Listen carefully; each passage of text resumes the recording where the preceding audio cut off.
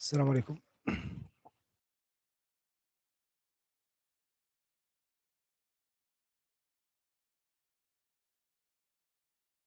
Sakar, you can start now. Okay. Okay, thank you. So, good evening, everyone. So, we will start the today's session.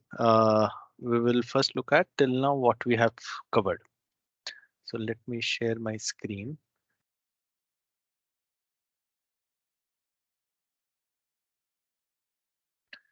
So, in last 2 days, what we have covered is the flow services, how to write a code, logic, or any transformation that we do. A incoming message is coming. We have defined that contract, and then we have done the transformation.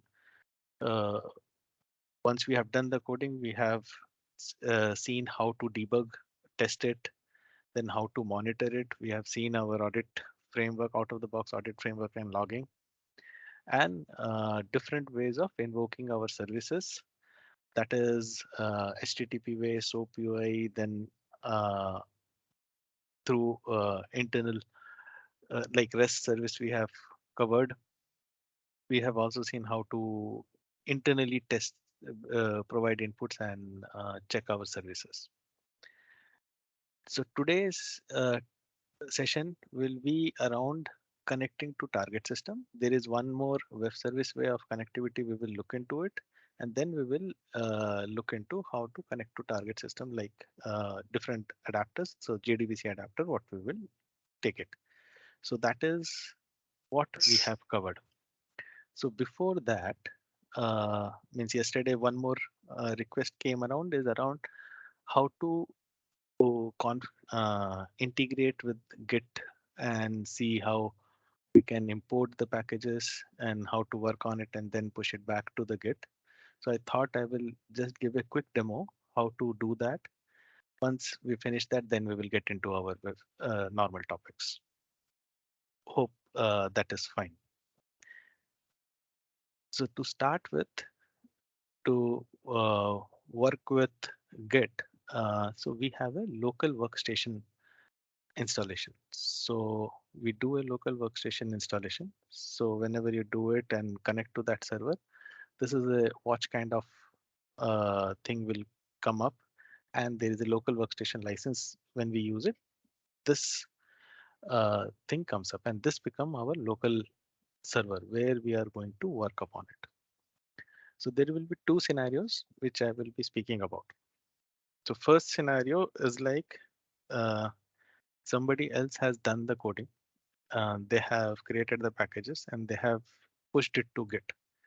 Now, as a developer, if I want to retrieve it and want to work on it, what all things I need to do, or the settings which I need to do it in my designer to get that package and to look upon it. So first thing which we need to do is we have to get into the preferences, not preferences, the perspective, and use the Git perspective. So I'll go there, and this is the Git perspective which we need to get inside.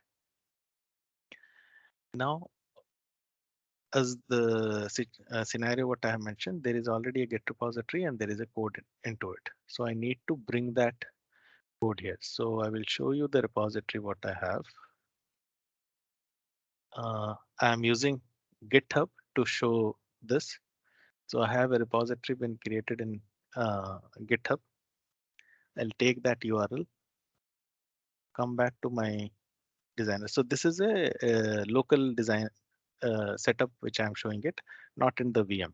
So VM is where the server installation has happened, and this is a local workstation installation has happened.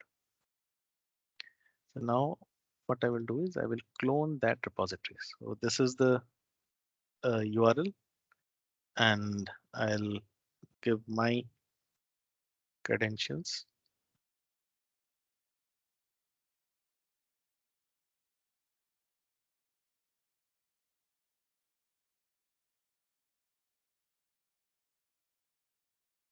So, so these are the branches available in that repository. I want everything to come to my local workstation.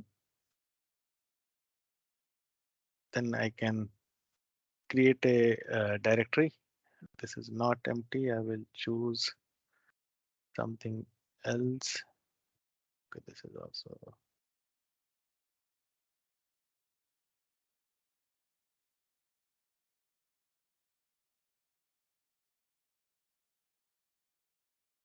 So this is the place where my local repository will get created. So that is the place that I have given, and I will click on finish. To go back to that repository. So in GitHub, I have one package which has already been there. And in my local workstation, I don't have that test git package. So I will go back to the Git perspective. Look what all things has came up here. The master branch is checked out. So that is there. And there is a working tree which shows me what all assets are available. So this is the package which is available. Now I need to move this package to my local workstation. So what I will do is just right click on it. Means if I click on it, it will show you the history and everything, who has worked on it, what is the commit, what all the changes, what comments are there, which we can look into it. So it is very old package. I'll take it, import package. So it will import the package into my workspace. Once that is import is done, I come here, and in here there is a package explorer. You will see that this package has came here. Now I need to move this to my local workstation. So what I will do is I will just right click, and there is an option called move project to IS package. I'll click that. It will tell that it will move to my local workstation.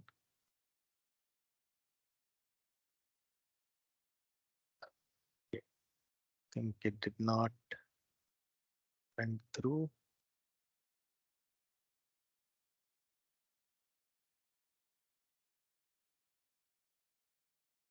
Okay, so I think there is already a resource available there.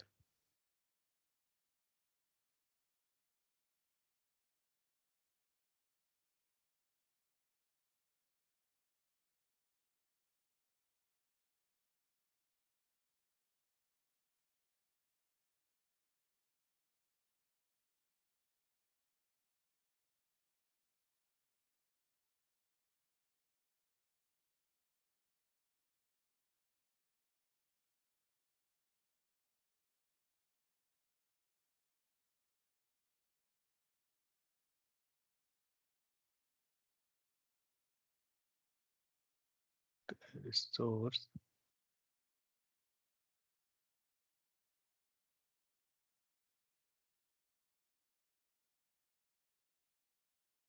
Oh, okay.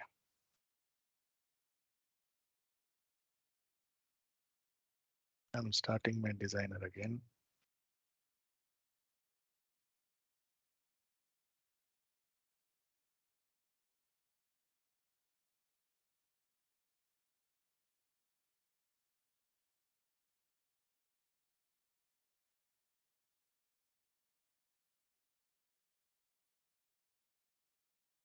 It will take some time. So that is the way how it moves to our integration server.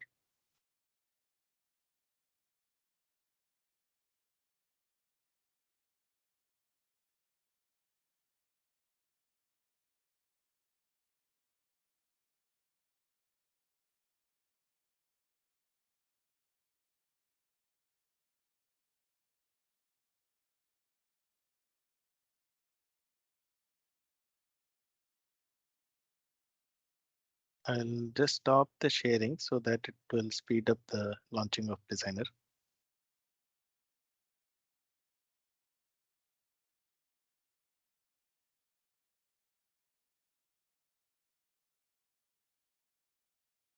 Also, can try to load the package from a local folder.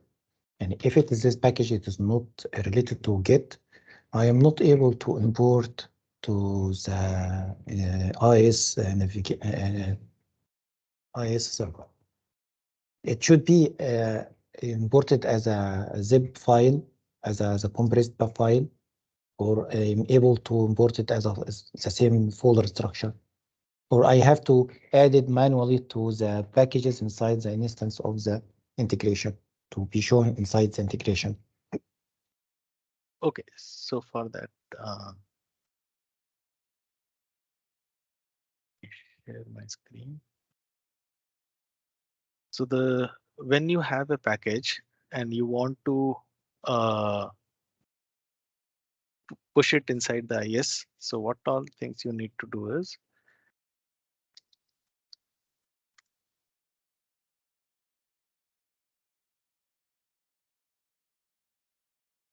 management, then inbound, install inbound releases. So this is a package. So where it exactly comes. So what you have to do is take your zip file, come to the integration server, instances, default, and then replicate inbound. You put your package here, then it will be visible. Yeah. This This is the only way to import a code without the source control, because yes. I can import it to a package explorer from the driver, but I'm not able to show in IIS like what happened the same way as we import the packages from the Git repository. So if I download the package from the Git, I need to compress the file and making these steps manually, right? Correct. Okay. So it is only you have to bring that to the inbound folder, push it here, and install. So in this, restart is not needed. Another crude way is you go to this default packages folder. Exactly what you have received, you can put it here, that whole folder structure. But a restart is needed to see the package. Yeah.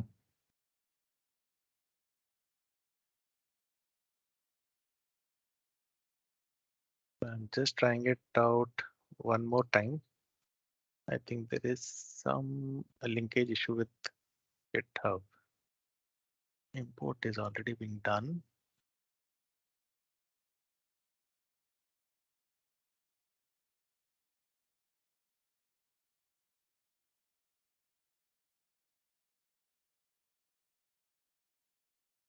Import link missed.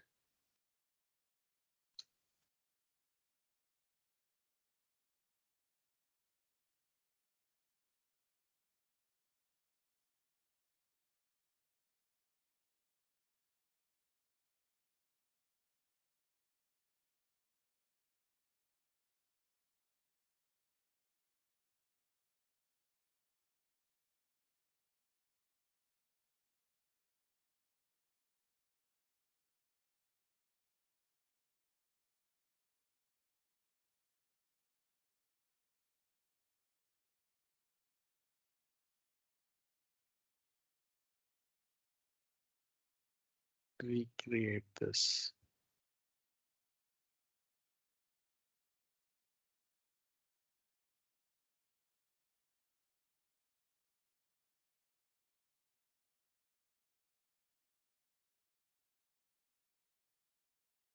Okay, some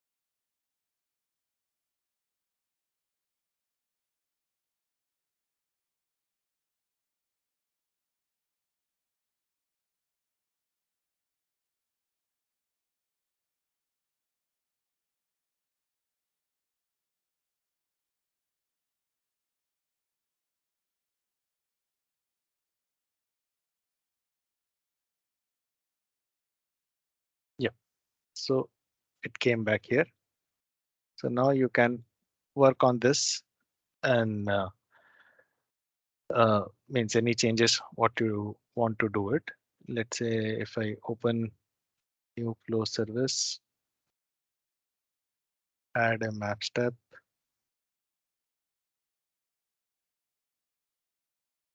Hard code something. X, Y, Z.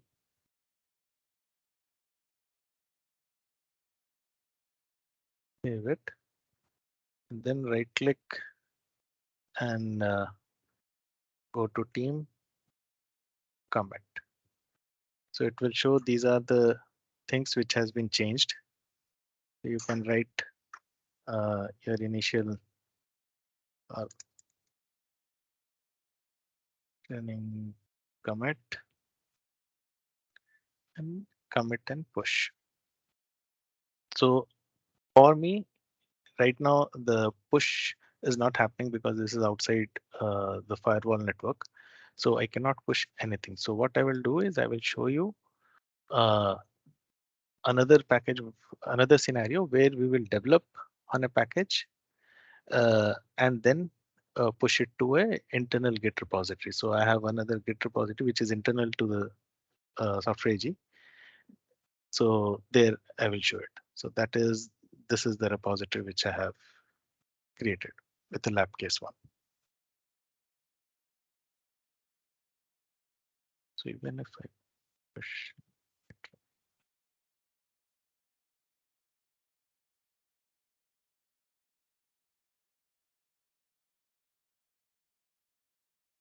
no, it is not allowing me to push. It's fine.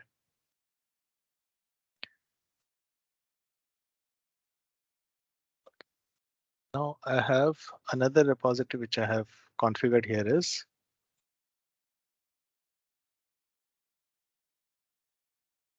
that is my internal Git, which is it is connecting to.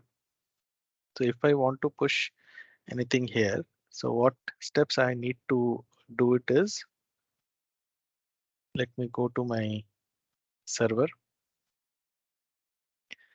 I have created a package demo2 and some services inside it. I have written this code. Till now, it is not linked to any of the repositories. So first thing what I will do is I will right click on it, create this package as create local service development project. So this, and then select which repository which you want to connect it. I connect it to this and then I've made this package available. So till now, this package has not gone to the server. This is just a connectivity has happened. Now right click on this, team, commit. It will ask, so these are the files which has been changed. Just select all those files, move it to the stage area. So this came here, then put a comment.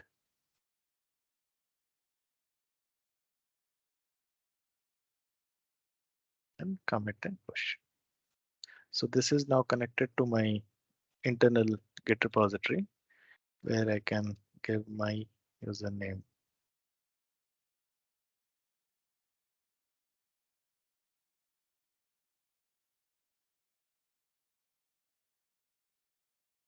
And this has been committed. Now if I go and check here earlier, it was only one package is there. If I click on repositories, so new demo package has came in. Okay.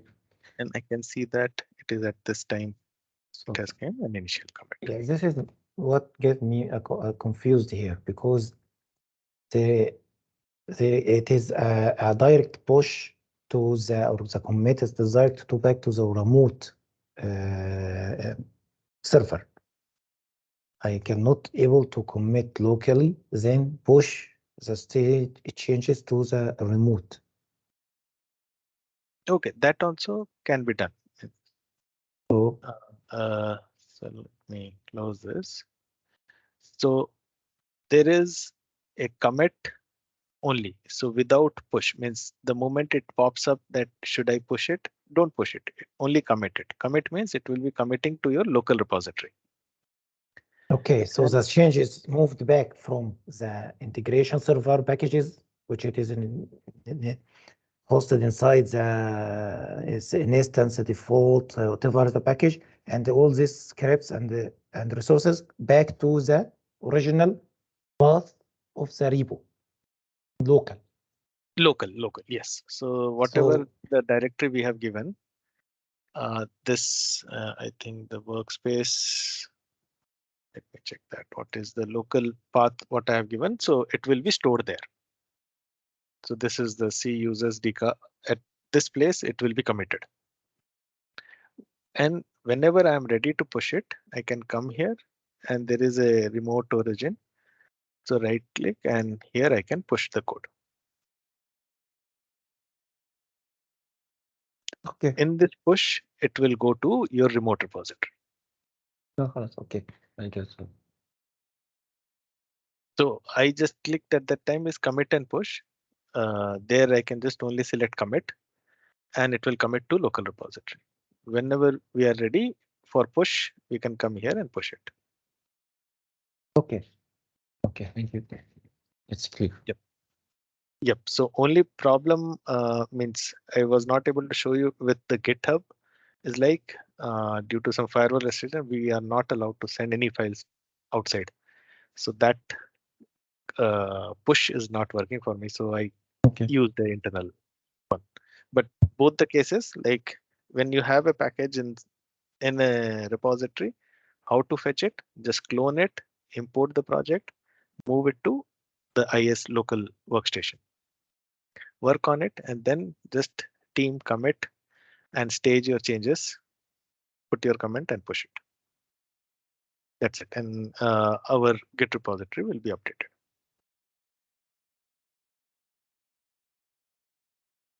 So that is how the whole thing works out. And this is what you are looking at it, right? Yes, right. Okay. So now we will come back to our day 3 topic. So today we will get inside web services.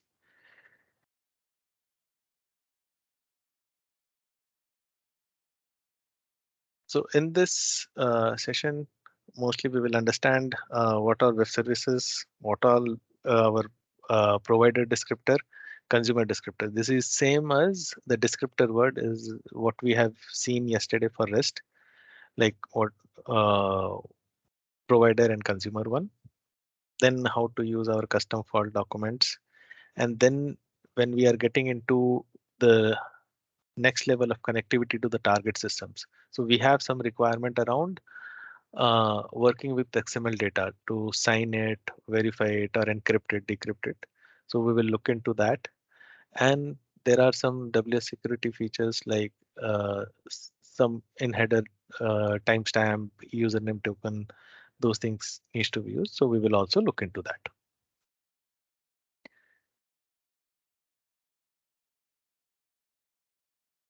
So mostly web services are two kinds, SOAP and REST. REST we have already seen.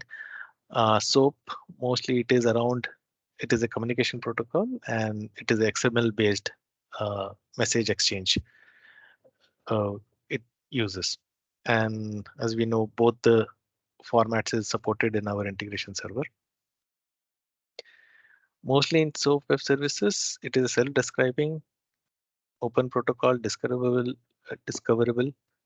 and one implementation.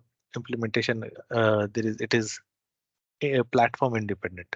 We work with WSDL. So a consumer, if I am provider, I create a web service, create a WSDL and share it with my consumer, and they work on top of the WSDL, and then the contract gets satisfied between us, and we communicate between the systems. So WSDL, mostly it's a common set of rules which has messages, binding operations, and location of service being defined in that. One difference between REST and SOAP: in REST, we have to follow some principles and guidelines, like we have to use those HTTP methods, and based on that, the logic has to be written. In SOAP, we don't have to do that. It is WSDL has described everything. Whatever is defined in WSDL, we can work based on that. Mostly it is used in SOA world.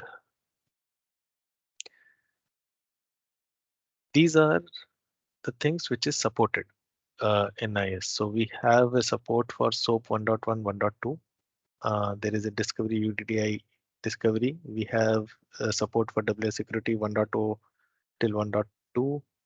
Basic WSI compliance, that is their policies we have, and WS addressing also, which we can use it. So I will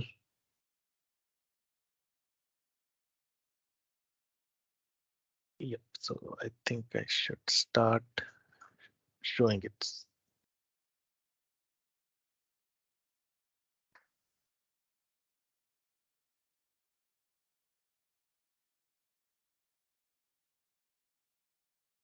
So here also yesterday how it is two ways we will look into it: code first method and WSDL first method. So we will first start with code first method. So I will take our old services what we have defined earlier. So I have a add number and a multiply number services being defined. So where I have defined inputs, in one I have given in a structure kind of thing under a document, there are two numbers. In add number, you will see directly integers being used. So to create a web service out of these two services, so it is like we have created the service, now we are creating a web service provider descriptor. So let me do this. Just for segregation purpose, I am creating this folder.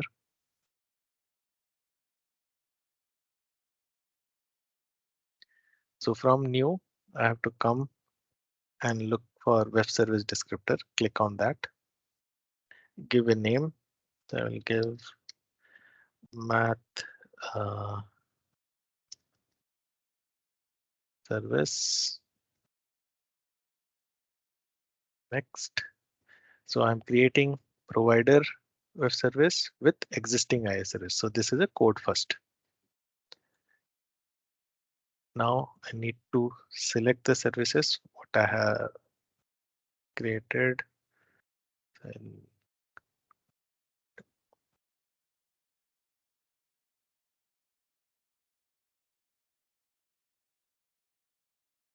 so you can select multiple services together and then click next. First means whatever SOAP version we can select, transport we can select. So I'm choosing for now HTTP. Later I will choose another exercise, will choose HTTPS and document literal. RPCs are being used for another means not an HTTP method for MQ, MQTT kind of thing. We can use RPC.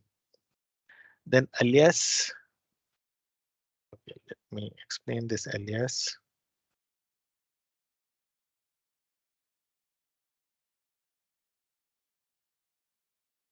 Are the RPC services it will be part of this training, like how to consume proto files and how to provide a proto service?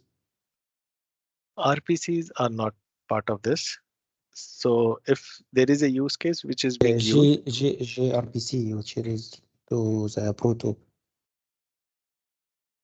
which one? gRPC services. Yep. So RPC are Not RPC, actually, this is a new gRPC service related to Google, which it is part of like RPC, but it is providing a protofile that it can be consumed for microservices. That is no. So that is not part of this training. So if there is a requirement, so what I can do is I can provide this information to Natarajan, and there is a use case, then there will be he can show that in a later session about that if there is a use case has been implemented, and he can show you that.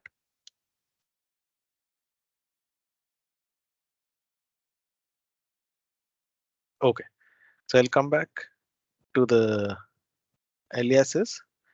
So these are the web service aliases which we create. So for a provider endpoint, let's see, I have created alias. So just to give information, it is just to define what is the host and port to be used. So HTTP protocol, just as a configuration. So this will be used when we are doing deployments from one environment to another environment. You don't have to go and change the binding property. We can directly come here and change it. So it will be used from this. Even if I don't specify, it will use my default alias, which has been defined here. So there is a default provider endpoint alias, so it will use that. Target namespace, we can give anything here. It is a server name, but we can give like softwareag.com or moe.com or .sa.com. So those things, so that it will be used as a target namespace. Once I click finish, so my web service has been created. So these are the two operations inside that web service, request and response. And for multiply number also, that two operations came in. Then there is a binder which has been created with the HTTP as a transport. And as I have not used this, means port alias I have not used, that is empty. Handlers and policies I will come later. So now I just wanted to test this. So I will, there is a WSDL URL property which I can take it, the whole URL. Take it from here, use a SOAP UI, create a new SOAP project.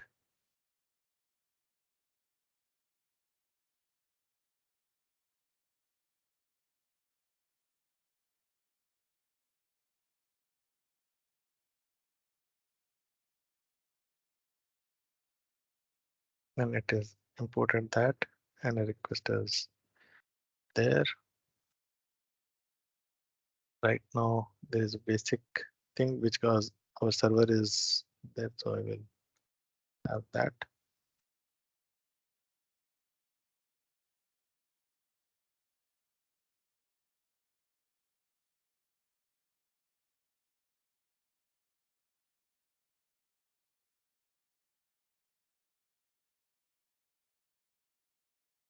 And response came back.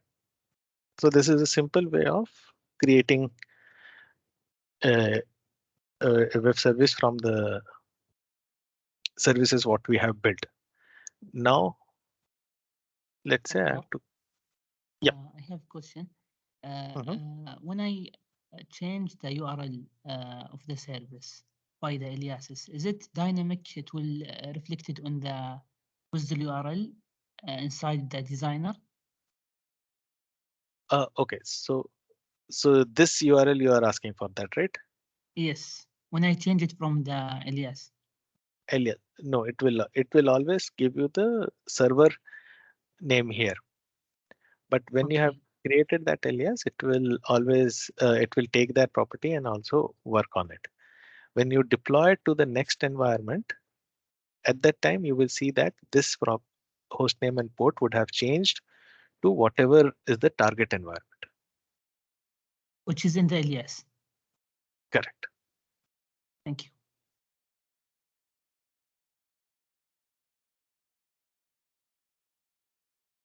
So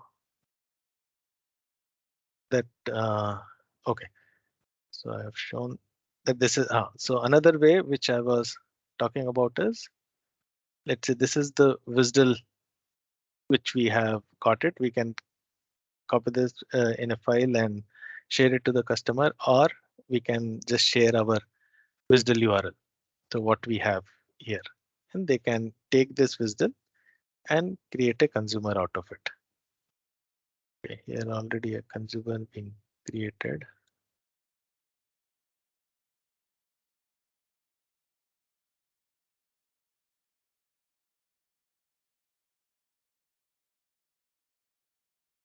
So here there is no consumer. So what I will do is I will take this,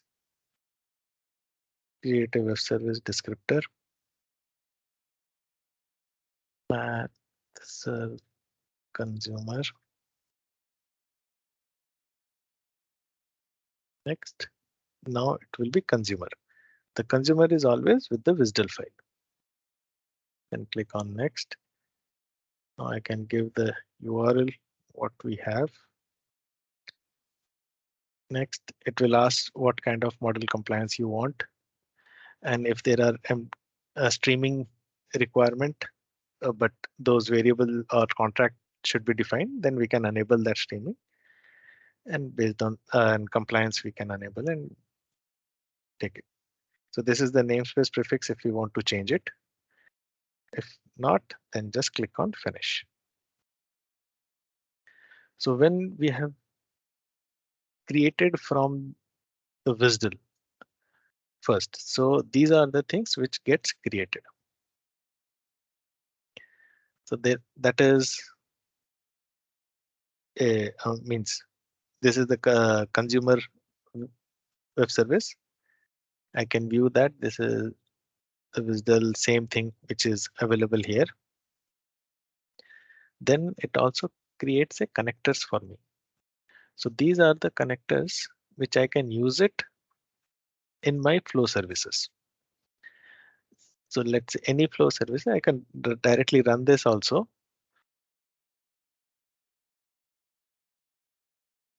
So it asks for a number.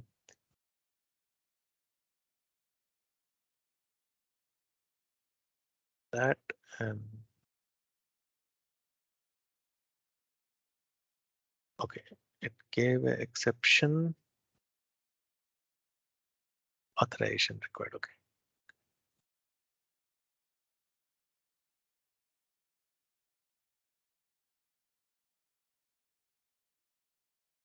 This is the basic.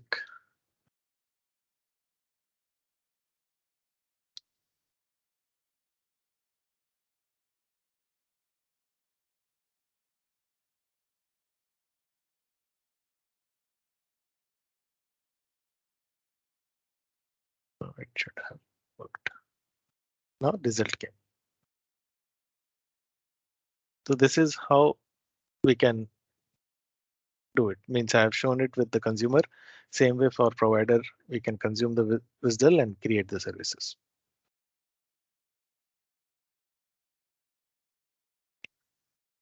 Next.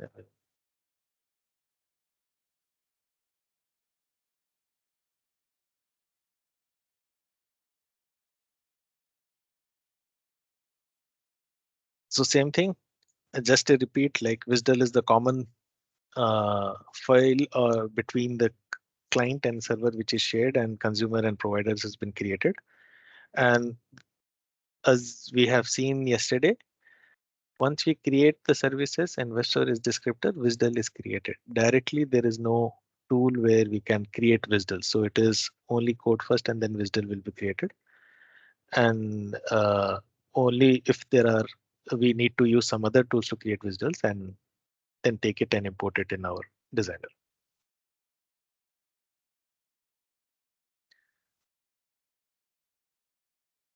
So while creation, type, source, show, version, transport, these things we have used. On this,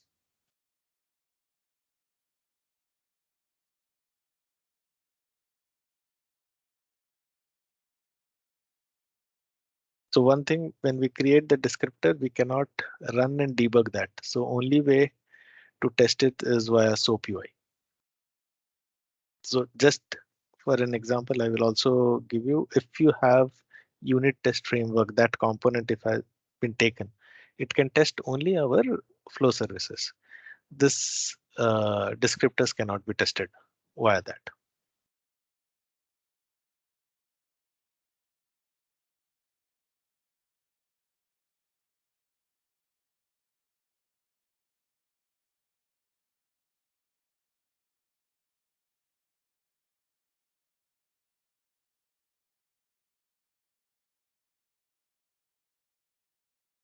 Okay, now let's say we need to add any custom error document, or there are directly right now, if we see, if we call the service,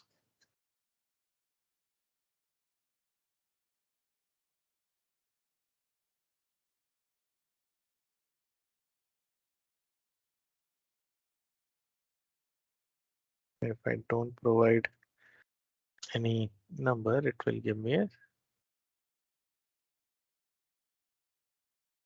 so that section I have not made it here.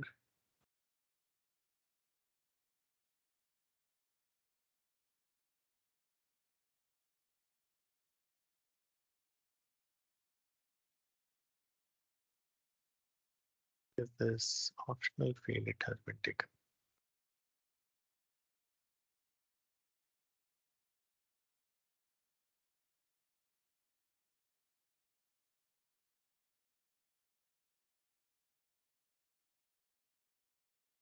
Yep. So here, this is with okay.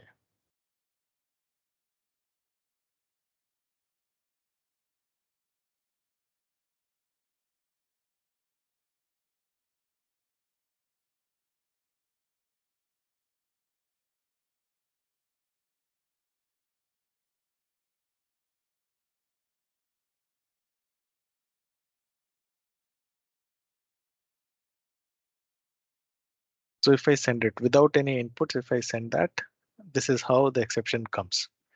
So now if I want to build it in a more logical way and show it to the consumers, so there is a custom error document which I can add it. So for that, what I have done is I have created an error document which has code and message. And then I went to my WSDL, and then responses in the fault, I have added it. So this can be added from here. So this is one document type which you can go and select it from there.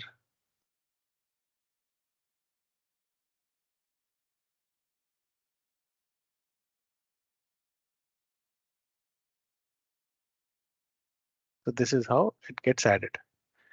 And I've just done some changes so that I can catch those errors.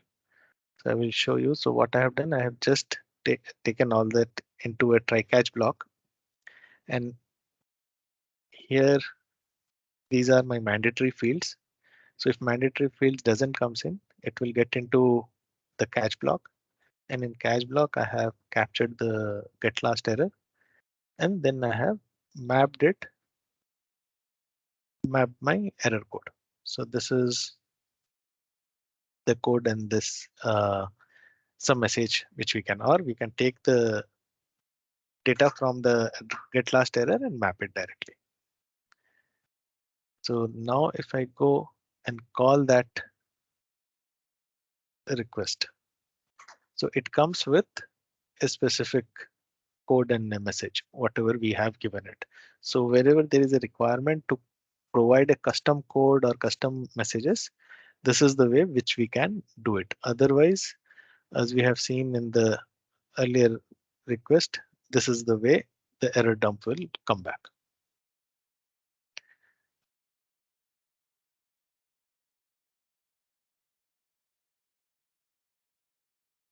I'll get into next. Means these are the steps which has been mentioned, which I have shown it.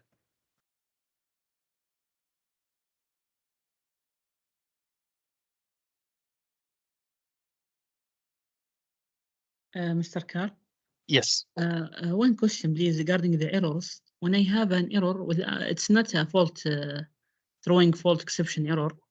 It's logically it's okay, and the mandatory field it's existing. But for example, no record found, or I am inquiring about something not in database. So how can I throw an error without fault exception error, a normal exception error?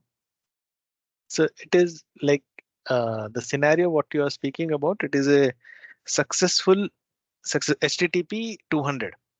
Yeah, May- successfully, but And- there is it's an error because no record found, business error, I mean, or something it's logically true, but not existing in database, for example.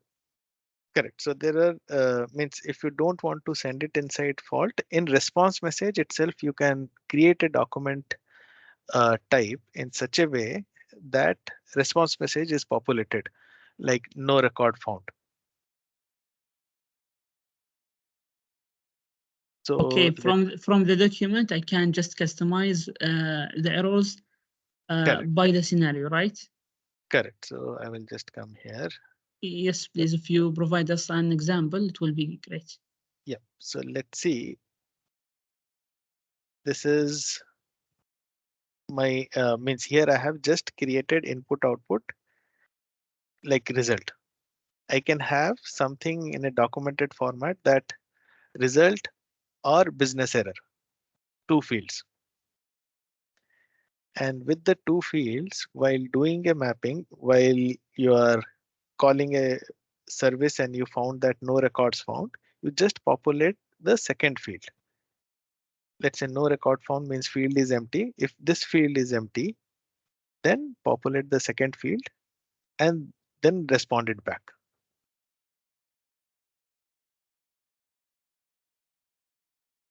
Okay. So it is like just a branch statement, you have to put it based on whatever you are getting it here. So if Can you please show us an example, small example? Okay, let me try it. Let me explain something here. Some services we received from maybe GSP, it is return for business error, a custom structure with 200, but it is a common error structure. And it is actually 200, but when you resolve the service from the back end, you expected 2 objects. Maybe the data object, which it contains all the result if the service is running and valid, and the other object contains the business code related to the service, and both of them it is returned with 200, and this is make us conflict, make it confused, because you need to check the object, the result returned from the object. If it is this type, you will resolve and you will parsing the data. If it is a common business error structure, you should indicate the error codes and the message, and the represent this business to the consumer. For the technical exception, it is returned the same common exception error, but with the status code 500. You get the situation we have here. So actually, we have to return object from the same endpoint. One used as a data, which is with a success, and the other one used in 2 cases. One with the 200 case for the business, and the other one it is with the technical exceptions related. The back end is not responding, the validation issue, or something, a schema validation issue. Okay. Mr. Mohammed, I think the technical error will be a fault exception error in GSP. Yes. Yeah, but the business error, it will be throwing an error, but I think it's not a fault. Yes. This So is, we I think, the received difference 200. between. So Yeah, we yeah, received it's 200. Yeah, it's a Yeah. happy scenario. It will be successful scenario. Yeah. But no record found. Yeah. Yes. What's happening in the I don't know, but it is in .NET. If we resolve the schema of the WSDL, it resolves the result as object, and it can be any type, the type of the data object or the type of the common error object. Yeah, you are right. So if we add two parameter in the output for the descriptor here, it will be shown in the WSDL as it's the result. It can be expected as this data object or this other structure object related to the error. Yep. So if I make this, and this is as a optional field.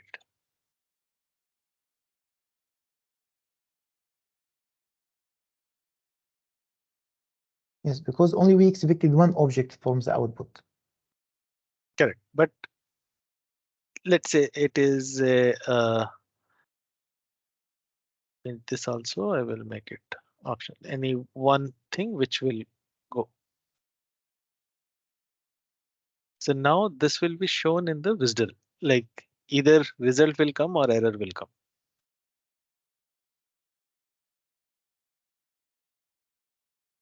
So I can go here. And in the successful case itself,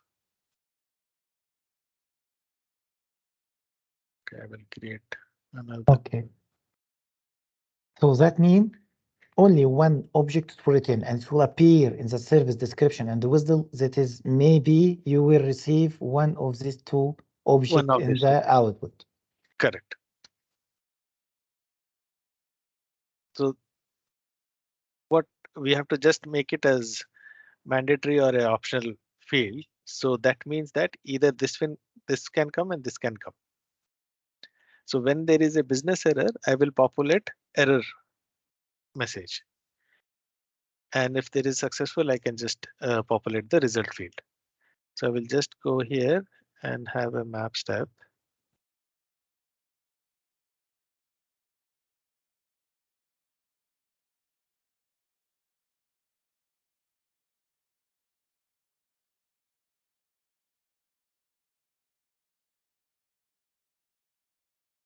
Some code.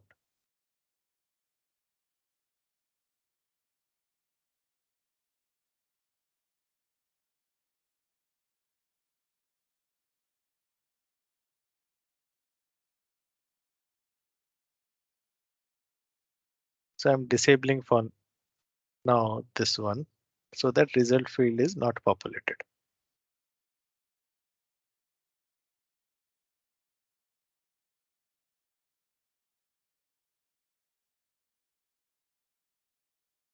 So what I will do, I will create one more.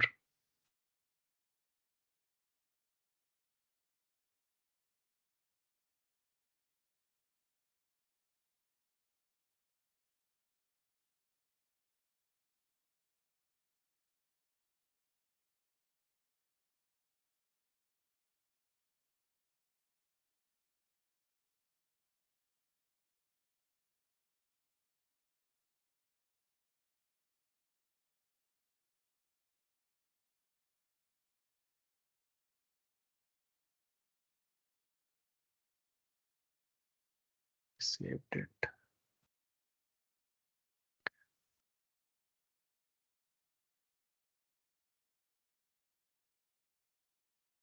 Oh, I've saved it.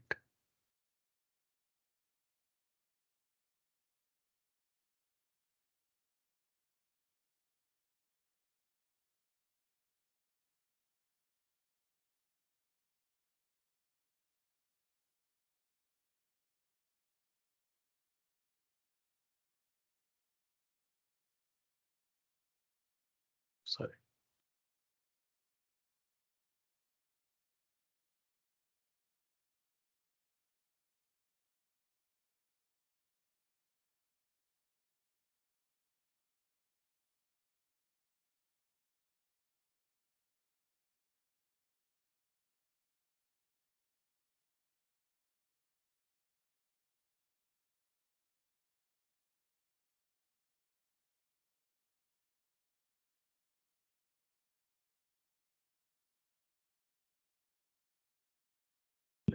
take this.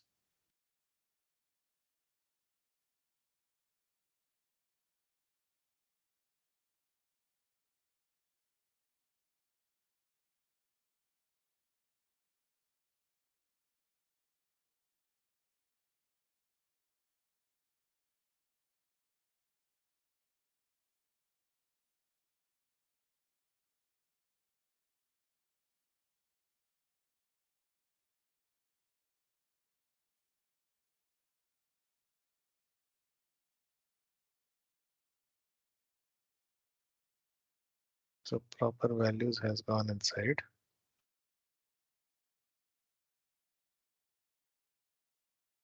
This came as 200, but with an error. This is how you are looking at it, right? Yes, this is the business error, and the fault exception, which is, I think, the previous example, it will be a technical error. Technical error. And here it is HTTP 200. Okay, thank you, Mr. Khan. Yeah.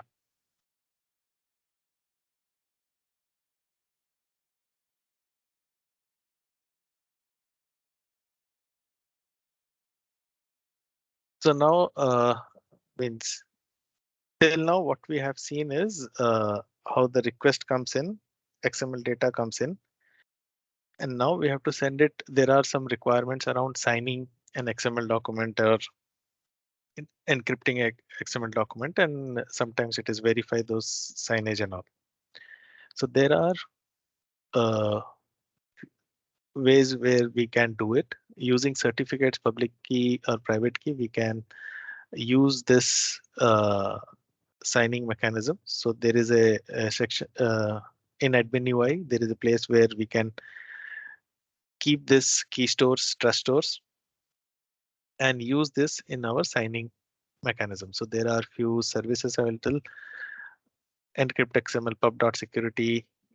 In WM public package, we have sign, verify, encrypt, decrypt, which we can use it.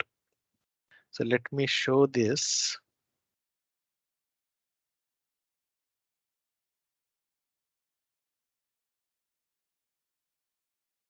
So in admin UI, once you come,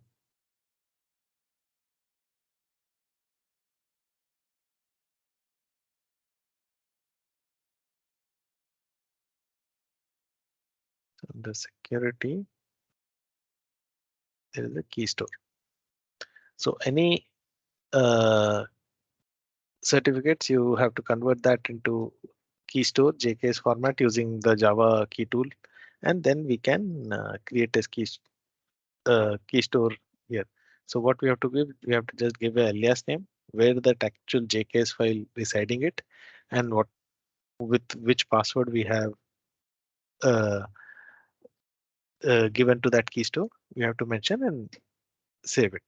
So once you upload that, under that all keys are being kept with some aliases. So it is the same concept of key store. So these aliases will be shown here, and we can use this aliases directly in our code. So I'll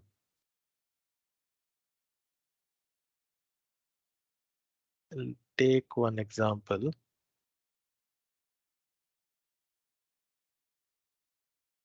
So what I have done, that same pub.security, I will show you where exactly it exists.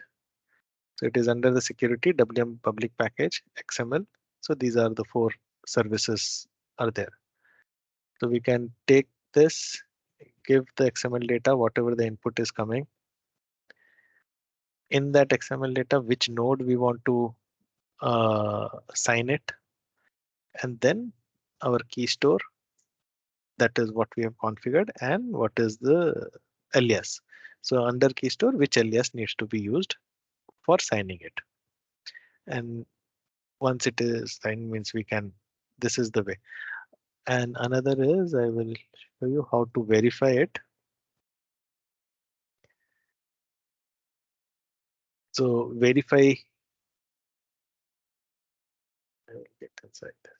So verify is again verify XML. We have to just give that XML data signed XML data here and which signature what we have used here.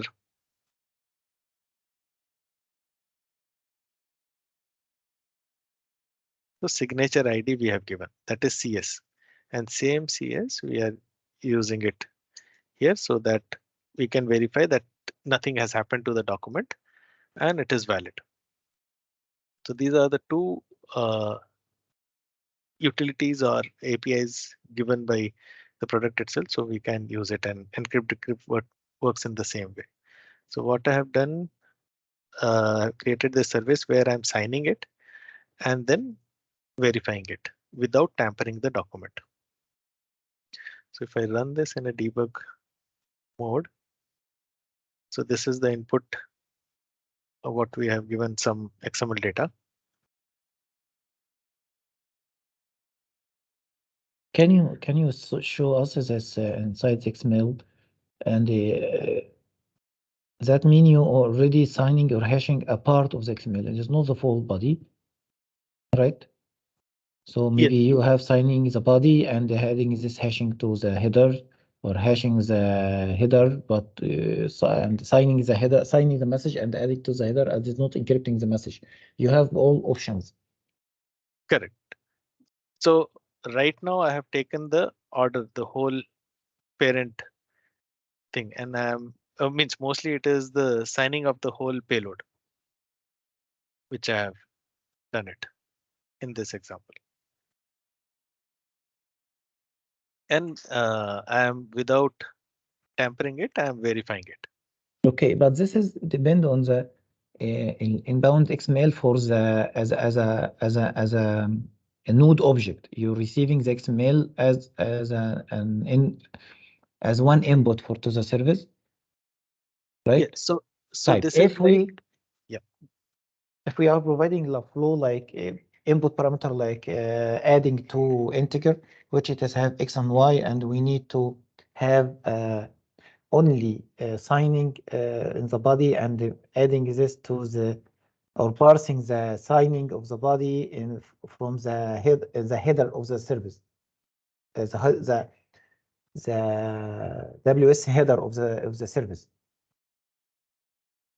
Yeah, this is the you are signing and make sure this is not tempered for the full XML. okay. But يعني if we expected the service, if you open any service based depends on a WS header and WS policy, security policy. You can adding this signing and this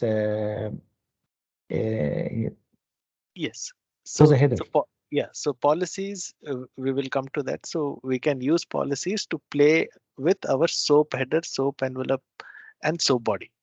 So this Okay. is a message level. Payload Okay. level, these APIs I'm showing it, which we can use it. Okay. So let's say there are some scenarios when we have to send the payload with the signed payload, we have to send it so that they can verify if this is the right payload they have received it. So this is that scenario. Okay. So I'll go verify.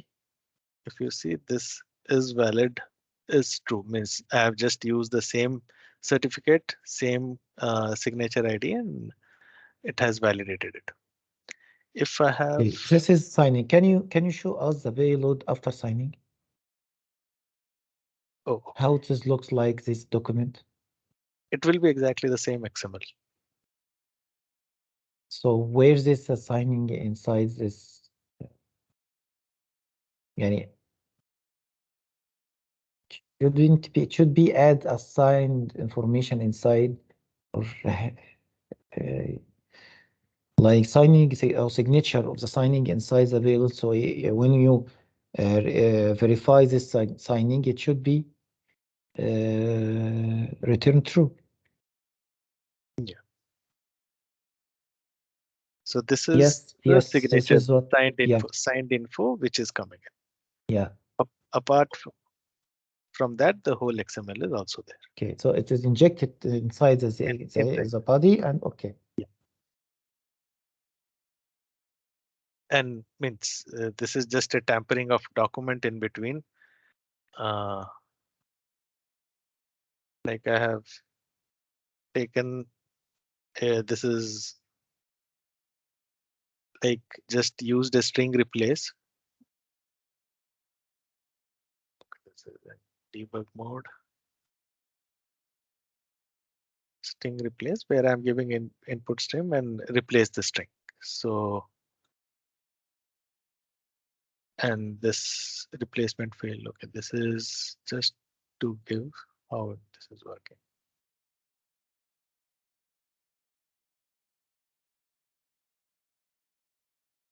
So replace is like you provide a input parameter, some any string, it will go and find that, and it will replace with the two. This is the input XML, then it will find the string, and then it will replace with the two. So that is what we have done in this. So if I run this whole again in debug mode, so XML has been provided.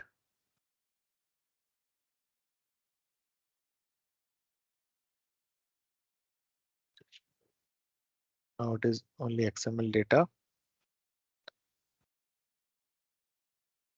It is going to the next. Till now, these things are only there. Now I have tempered it. So from data, we search for something book and replaced it via car.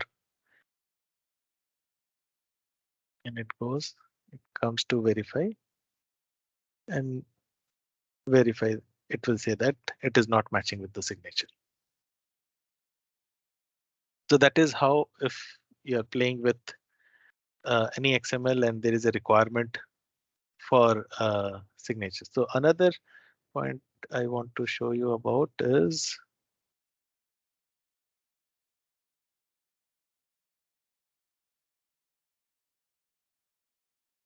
policies.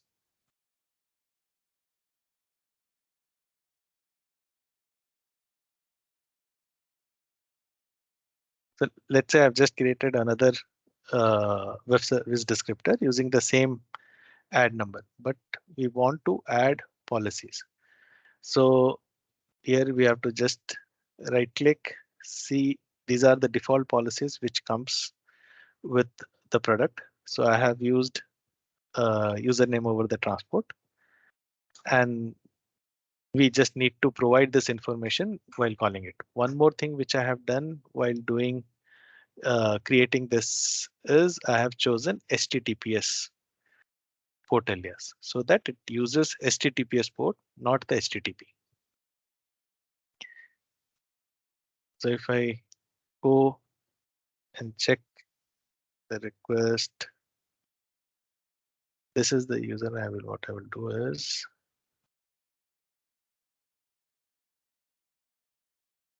I'll delete just to show that add WS timestamp, then add WS user M token, and then test it out.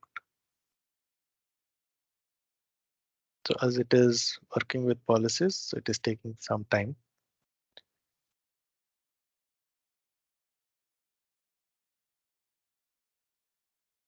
So it came back, and with the timestamp, the security features. So this is how we can use it. Okay, right now I think I have disabled that code and I have just done that business error. So that is the response which is coming back. Okay, so the policy related to the AWS security here, it is catch the user and password and verify this consumer against the local user of the application of the integration server. According to his policy and permission on the of his group, it will proceed.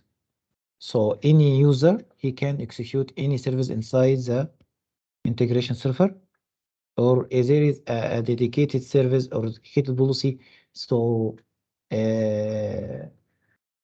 makes a set of groups or set of users only access to this service. I will.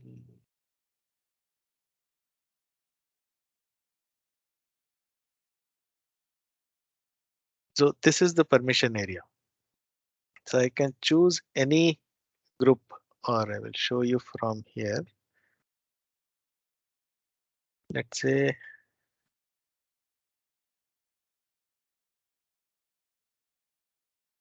Okay, I ACL. know this ACL Yeah. groups you can create So it, but I what I'm I talking can here, create, yeah, I can create any ACL under that group and under that users. Then here I give execute. Only that ACL will have permission to execute that ACL, this web service. If you come with any other user, he it will can throw log away. into the integration server. This He user, if he cannot. has, he cannot. He cannot. So that is, we are But not the giving that execution and the permission level, it is granted through the flow itself, not from Yes. the user and user management and permission. Correct. So sorry. Here, when I'm creating that user, I'm telling that what kind of access he will have. So administrator access means he can log into this UI.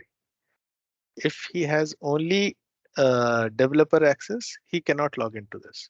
But if I have given an execute permission to this developer ACL, then this developer at runtime can invoke the service and can work on it.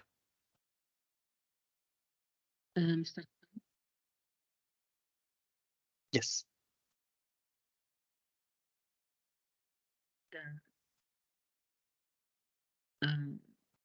You see the Yes, yeah, Yazid, the voice is not clear. is it clear now? Yeah, now your voice is clear. Yes, I mean, what's the difference, Mr. Carr, between the SQL permissions and the looking of the service? I mean, sometimes the developer can look the under processing development service, so the other developers cannot editing right this service. So what's the difference between them? I didn't get the full question, so just wanted to understand, like a developer is there and he is working in the service. He has a developer access, and there is administration access, how we can remove it, right? Yes, and he does he can look this. Your I voice mean, when is we break.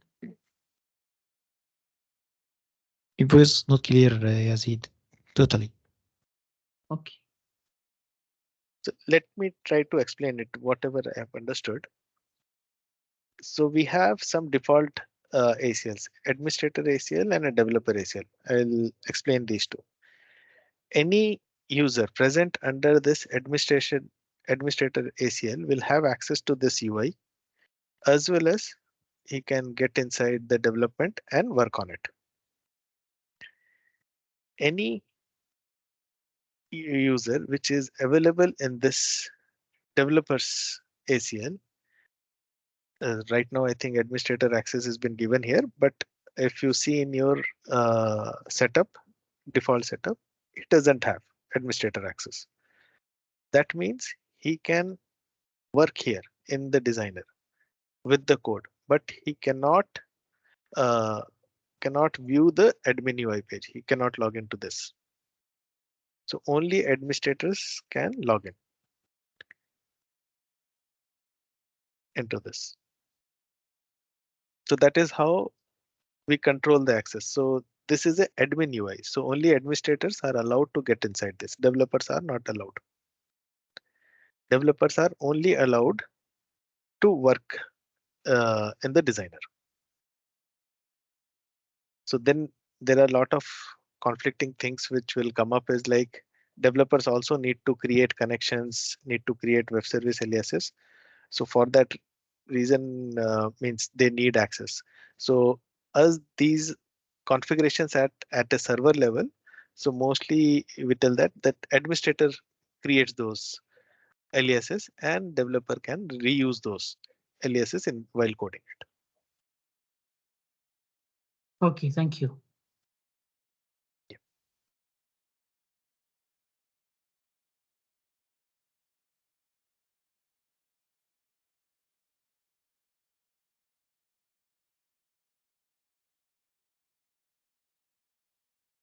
This is around this services.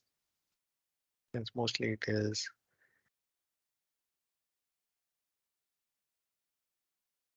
Can you show us how the service, if we are able to provide a service with a certificate authentication, allow to user to authorize to the service using the certificate, to authenticate the user and authorize the user using the certificate. What is the component can be used inside the flow? Or it is So, yeah, so it will.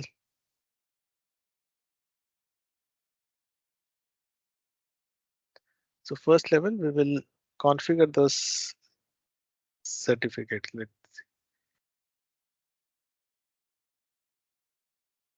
see. Yeah.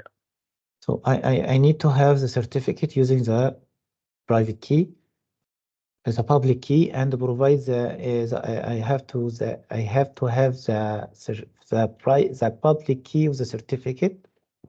Sorry. So there As are a service provider, I should have the all consumer certificate in public key and provide each consumer the certificate is a private key, right? to consumers, we provide the public key. We will have our private key and the signed trustor. This is a certificate for so this is the certificate was a private. It is on my own, and for the consumer it has the public one, right? Yeah, correct. Should be registered with his IB or name or whatever the subjects and or dedicated to this certificate of the user, right? Correct. So what happens is means when we are giving a web service and we are securing that with the certificate. So we will have the private key. We will have we would have created a public key and a trustor, a CS cert. Now with WSDL, we will give him the URL on which port he needs to connect and which this is the public key which he needs to use it to connect to our server. Okay. So when he will connect, so the first authentication. So at port level, let's say I have configured a HTTPS port. I have given like client authentication is based on the request client certificate, and Okay. I have configured my trustor and the private key. With this alias, it will do the authentication. Now, if I go, So for the first hit, it will verify the security and it is not hitting the internal business of the service. yes, If he doesn't have the integration server, it will refuse the connection if he connected to the port and his certificate is not matching one of our store certificate. correct. It is not Okay. trusted, then it will reject it. Okay. After he passed this point, how Yes. can identify this user have this authentication about this service or this workflow or this flow service? Okay. So now I'm coming to certificate. So now what I will do is I'll configure a certificate with the user. So this combination I will do it. So this search is working for the all users inside the IS? Yes. So or any user which we have, let's say, I will take an example, employee access ACL. Okay. Under that, I have created some system user. So I will map that certificate with this user and that is for SSL authentication.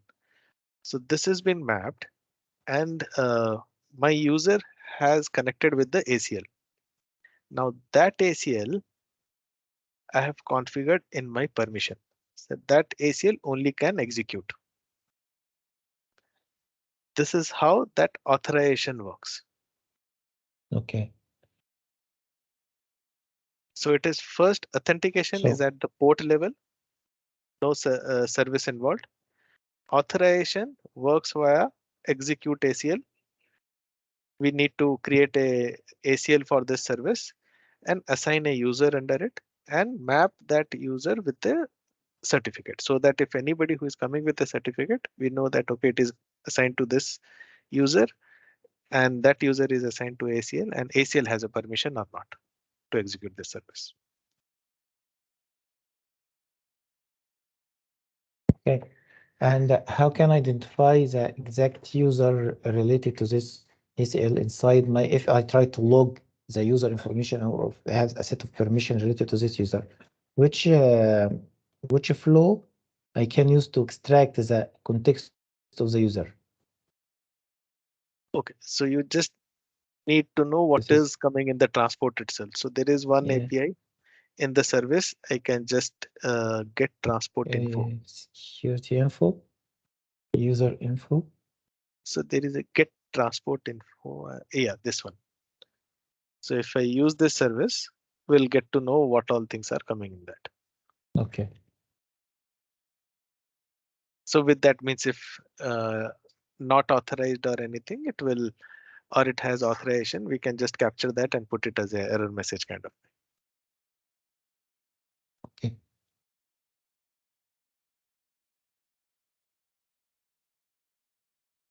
Okay.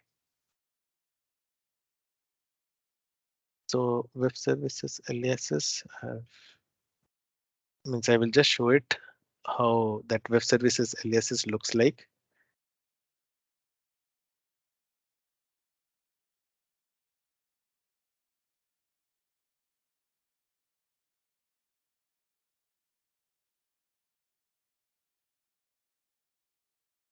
So this is where if we have created a HTTP one, we can provide this certificate details also here. Time to live is also there. Message addressing means if you are using WS Security, that addressing policy, then this gets used in that. That is how. And for provider aliases, you can create separately, and there is a consumer aliases you can create it. Messaging, again, this is for addressing policy. If we need to create any aliases, we can create it. So structure wise, everything is same.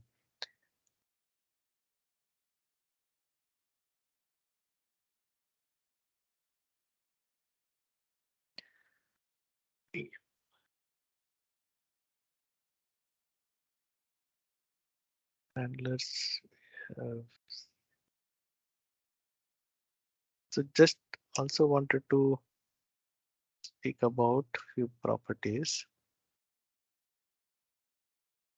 So this is handlers, means nowadays mostly this handler thing has moved towards API gateway, but I'm just giving you the context what it is.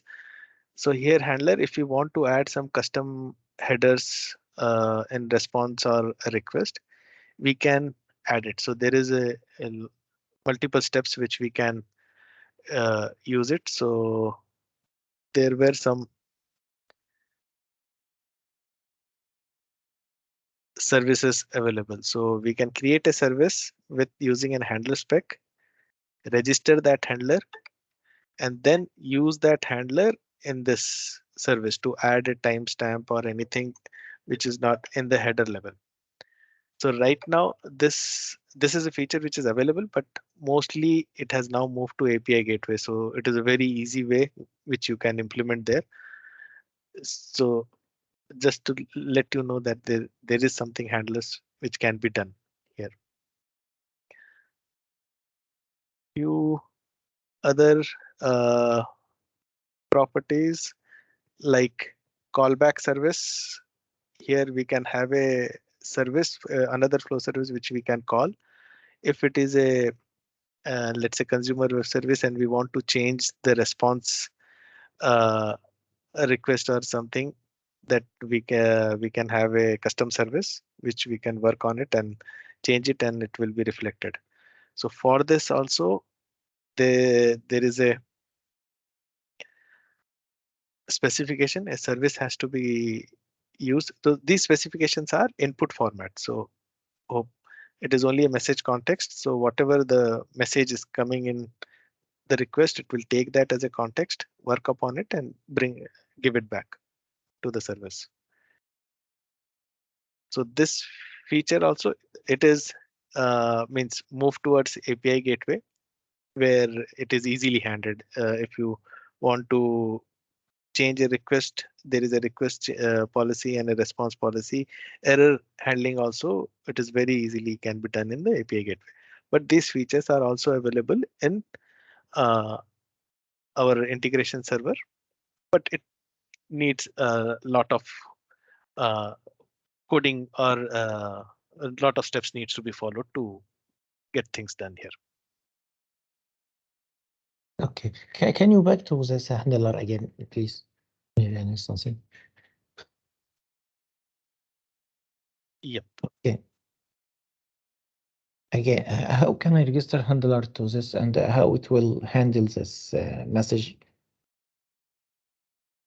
Okay, so there are multiple steps. So here, first thing, you need to create a service with the handler spec. So the service which takes that, it will take the message context, and this is the format. Then to register, we have some services here, another service called register the handler. Once handler gets registered, then only you will view it here. So if you click the drop down, that handler will be visible. Then you can select it and it will get applied. Means you have to then regenerate the, means then we have to just take the WSDL again and consume it. So I didn't get that. I didn't get that. So there are multiple steps. I think I can provide you the document where the steps have been written. So first, how the service has been created, then register the handler, and then in a web service, in this drop down, you select the handler and use it.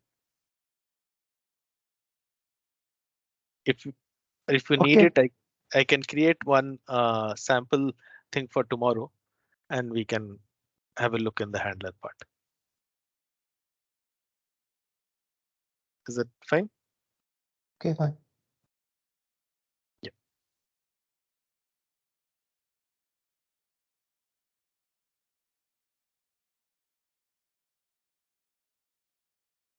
Okay.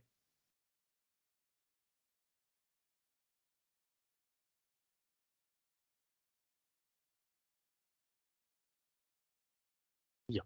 Okay. Then the web service part means we have covered it. Now it is JDBC. So what we can do is we can take a break now, and then we will come and get into the JDBC adapter. So it is mostly about the adapters and then how to use the adapter from there. Okay, can we make this break short? So maybe we can finish early. Okay. So can 15 minutes at least I will need it. Okay. We start the timer and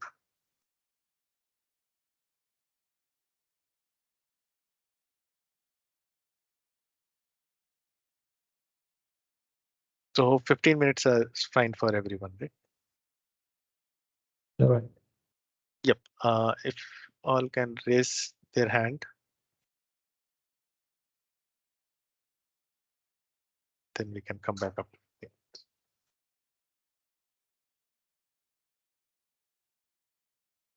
Thank you. So we are in break. We'll come back.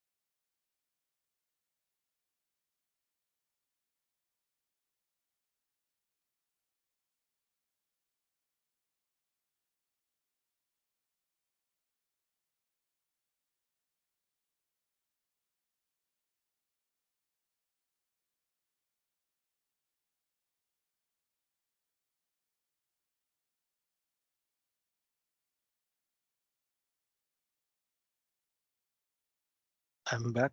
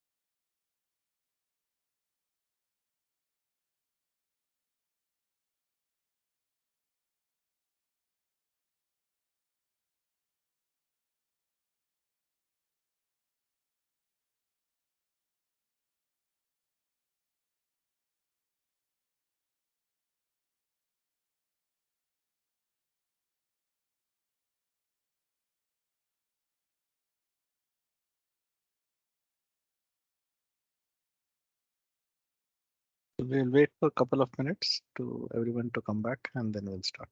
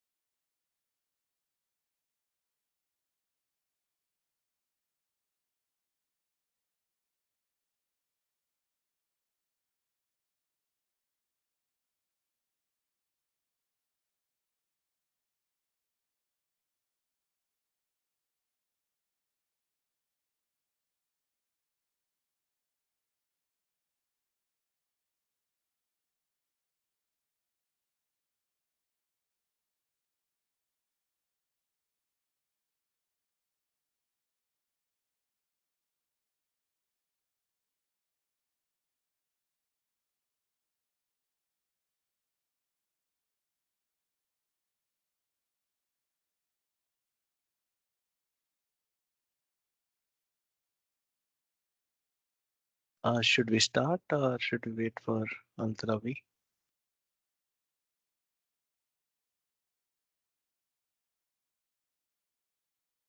You can start. Okay. So now we will look upon one of the adapter called JDBC adapter. So most of the adapters in integration server works in the same framework where means mostly adapter is used to connect to a target system, be it SAP, be it any relationship database or any other adapter. So we have a lot of, I think around 300 adapters which integration server has. So we will be going through the JDBC adapter. So whenever any adapter comes into picture, what exactly we look for? So we look for three things. One is with adapter, I need to able to connect a connection to the target or a database, then query that database, then retrieve data from it, and while retrieving, can we have a notification or listener kind of a mechanism to receive data from it? So these are the three areas which we will look into it. So from installation perspective,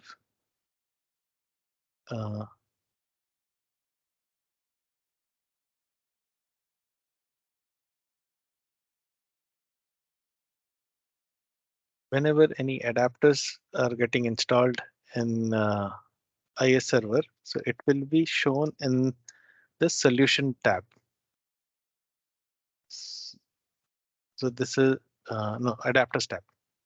So this is web methods adapter for JDBC. It can connect to any kind of relationship database. It has its own driver which we can use it. Other adapters, there are other specific adapters which you get it based on the licensing. It will be shown and we can install that. So if I get into the adapter page or the solution page, we have regarding this adapter and the licenses, what is why the adapter had to be according to the license? License of what actually? Each adapter have its own license. It is not a yeah. part of the product and the plugins related to the product. So it comes based on the bundle. So when you get for a licensing, so ESB bundle when you take it, so there are few common adapters which comes through it, like JDBC adapter by default it gets into it, but other adapters has a specific licensing thing. So for which we need a specific license so that we can use it.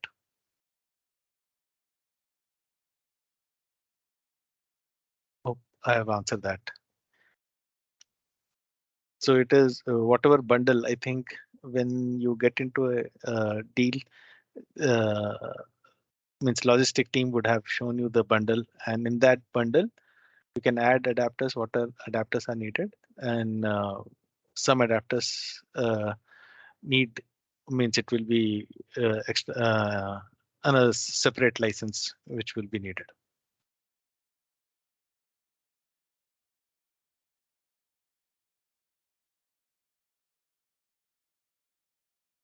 Okay, so I will get into the JDBC adapter. So when we have got into that page, so there are three things which will be seen. So connection, polling notification, and about.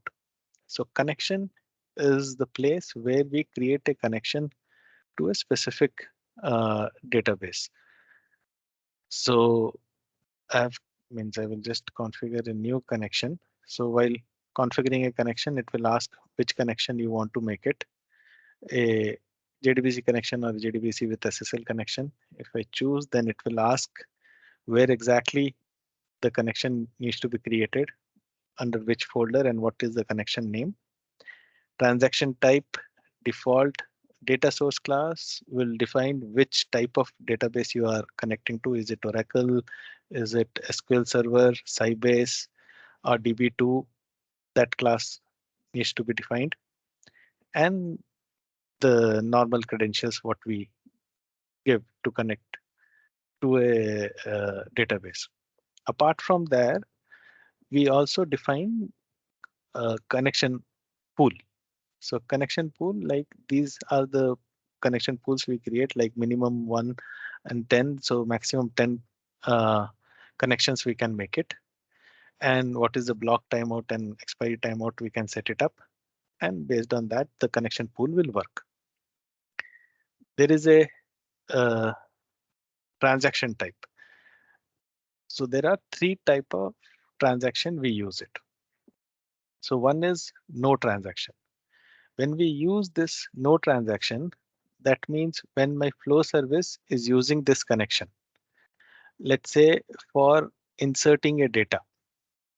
So it defines the transaction boundary as the full flow service. So that means that if any error happens in that flow service and it has thrown a runtime error, it will not commit the it will not insert the data and commit will not happen. When we use local transaction, it is developer can define a transaction boundary. Let's say I have three insert statement and I have defined an independent transaction boundary for it. That what it will do is if first one is successful, it will commit. Second one is successful, it will commit. If third one is not successful, it will not commit. So 2 will commit and third one will not commit. So that way, but it works with a single database connection. Then there is a XA transaction. It is the same like if we have multiple sources of databases, if we are connecting it, then XA transaction is again a type of local transaction where we can define a transaction boundary. So in our case, we have already defined one connection. That is the same JDBC connection which we have used. We have given a package name, and under that we have chosen this SQL server as our database and the connection properties, and we have kept the connection pool the same. So this is the connection pooling. Polling notification.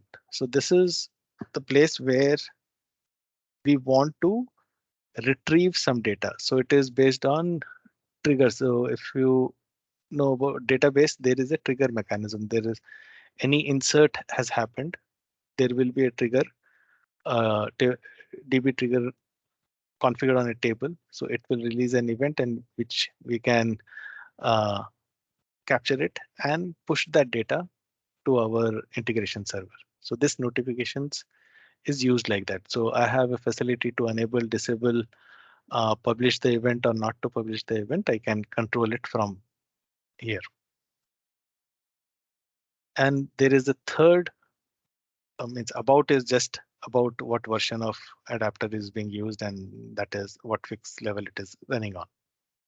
Okay. Another, yeah. Can I ask you about two parts actually? Can you back to the first connection tab and make edit for the SQL one, the SQL connection?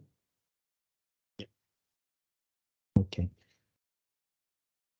There is the user and password for the connection. Okay, host, yeah. user and password. In environment using and if the integration server installed in Windows servers, most in some organization it is enforced to use Windows authentication, or because it's machines, it is part of the domain and they are using Windows user. Yes. Windows authentication to enable the connection to the database and prevent any SQL authentication. Correct. So where we can enable this feature from the JDBC. So if it is an NTLM kind of connection, so what we can give is in the other properties, there are few properties for NTLM connection type. We define that here, and that will not use this username password what it is, but it will use the username password with which this integration server is running on. Yeah. So and this is also another. It should be. So the integration server itself, it will run in the context of the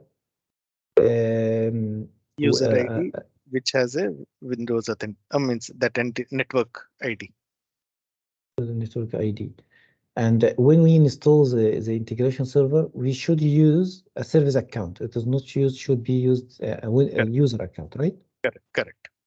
So in the installation process, there is a part to identify the user and password of the Windows service should be attached to this process and the service should be run in their context. And if Correct. I'm trying So- to, okay, Go ahead. okay. So when you installing the setup, by default, it is not asking about the service account configuration, and it will be automatically started with local machine, right?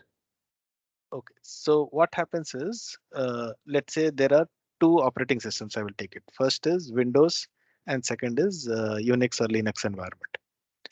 So in Windows operating system, you create a network ID, and when we do the installation, we get inside the server using our network ID, and we install the server using that network ID.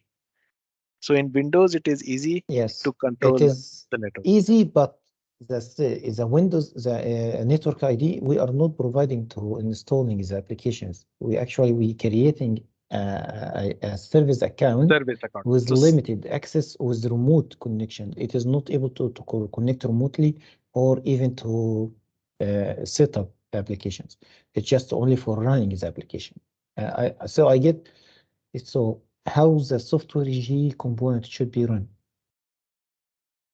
Okay. Yani if I'm going to configuration in the Windows service and they check each service and it changes the start and the running from the Windows service configuration from the Windows to Windows account credential, it will be run. Yes. So in services, if we go and change the service account, means if we stop it and configure the service account here and execute it again, it will run with the service account. So right now, if you see in my server, I cannot do anything. So it has installed the server with the service account or a network ID or a different ID, which has a privilege access. So I cannot start. So if I means run this services with that user only, I can see the start and stop. So we can do the installation in Windows with our normal user and then change the service account, and in the HA configuration, we can change that. And just restart, it will become a service account enabled application. Okay. طب in case of running the services inside a microservice runtime, which it will be hosted in containers. So how we can do the same configuration or the containers of the image related to the software regime in the container, it is not running on Windows. It is running on Linux. Linux, right? Unix. Yeah.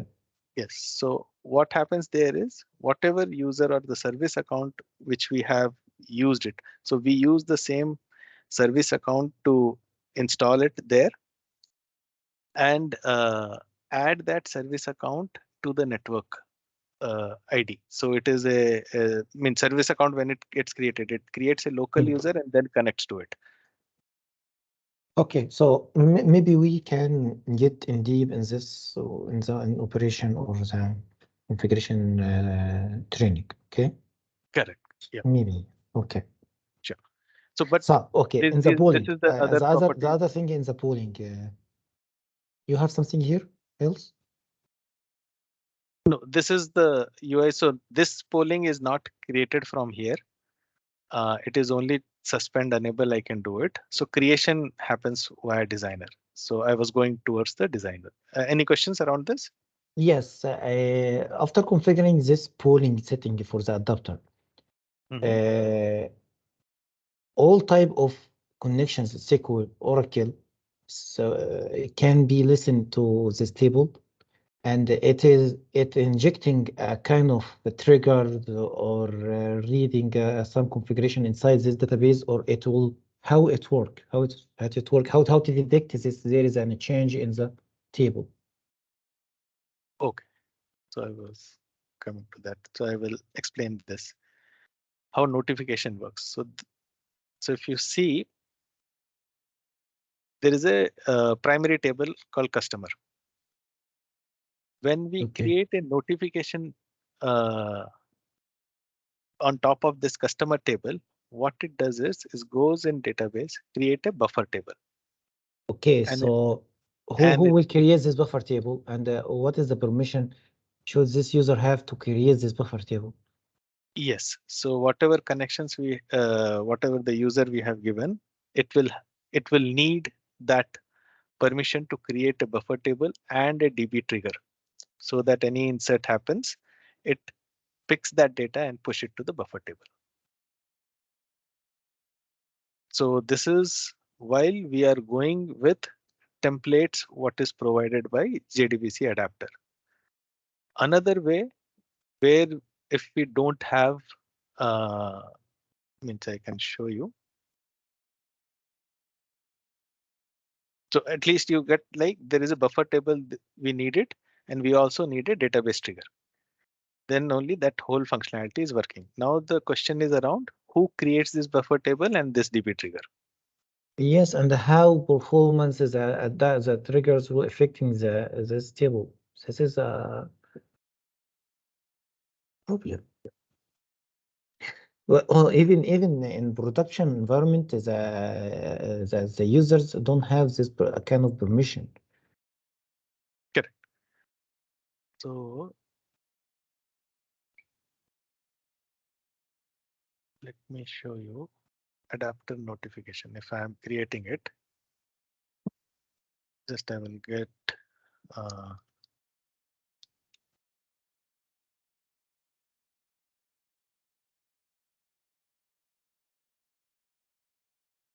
it will ask for, yep. So I just wanted to show you this so that when we use a template which is given by the product, insert notification, update notification, delete notification, and store procedure notification. So for this, a permission for the user is needed to create a table in the database as well as trigger in the database. If we use basic notification, it assumes it doesn't need that. It only needs a read permission from the table. But here the prerequisite is somebody else would have created that buffer table and the trigger on that database. So we can create that buffer table and a trigger, and on top of it, we will configure our notification. Okay, so this trigger, the script of this trigger, Yes. from where we can, it will generate it? No, we have to create it by ourselves. Okay, but I mean, So it for will be insert, not okay. so for for insert. insert notification, it will be automatically generated. And update. Update, insert, update, delete, store procedure notification, it will automatically get generated. But for basic notification, it is manually we need to create those notification and DB triggers.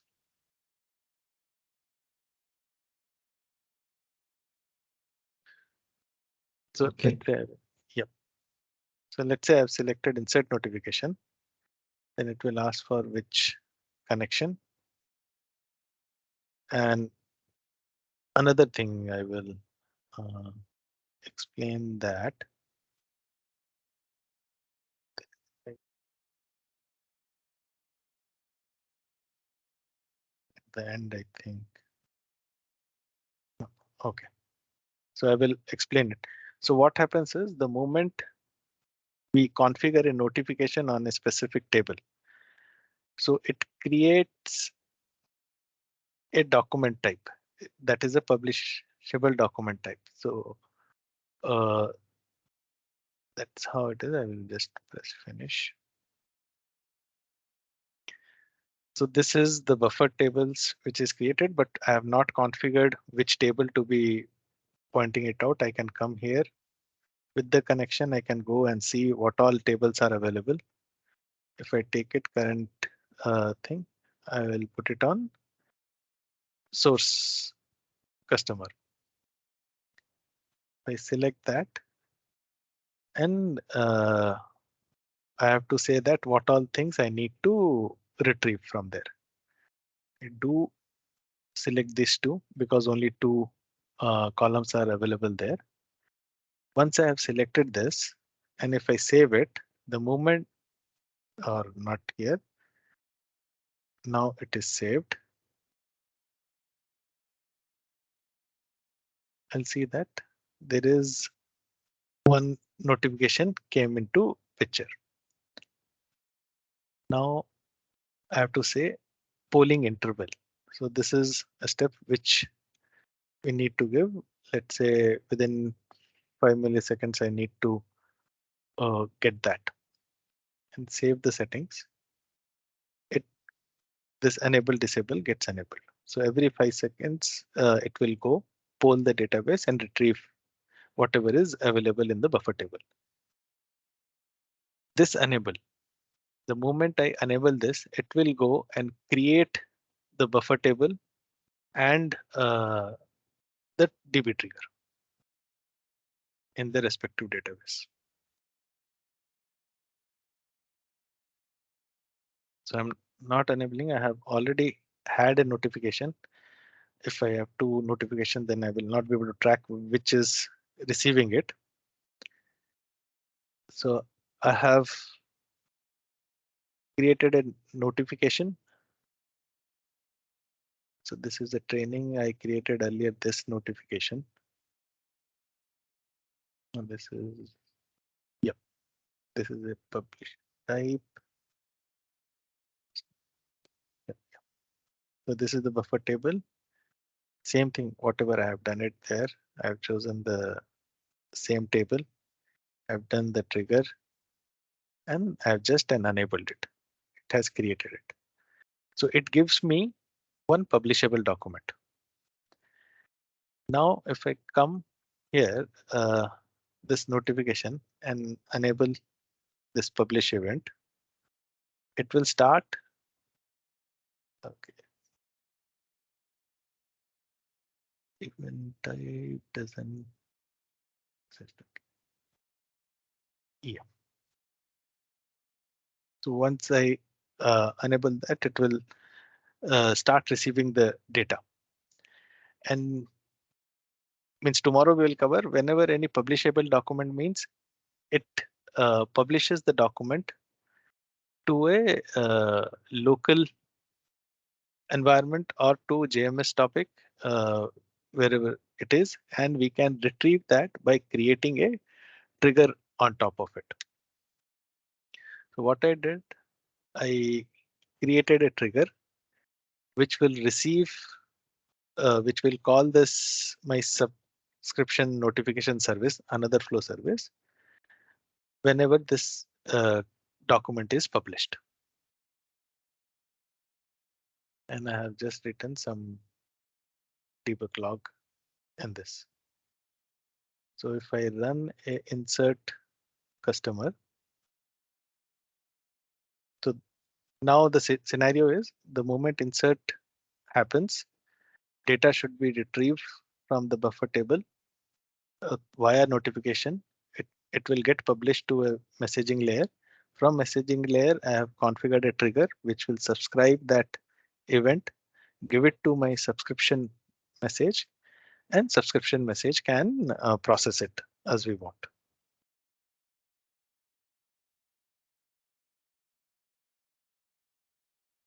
So it has done it. My subscription notification should have worked. So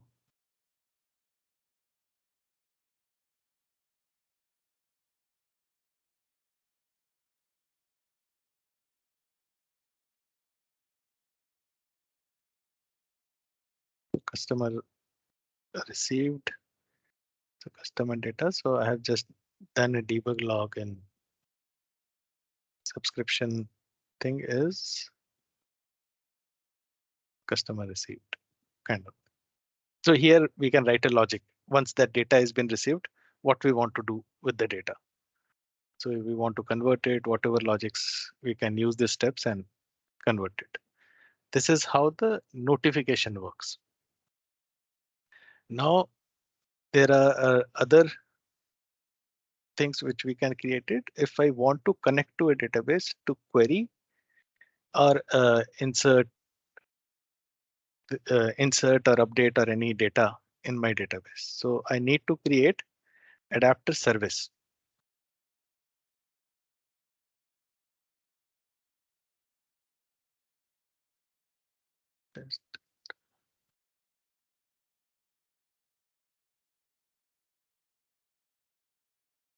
So again, it will ask for which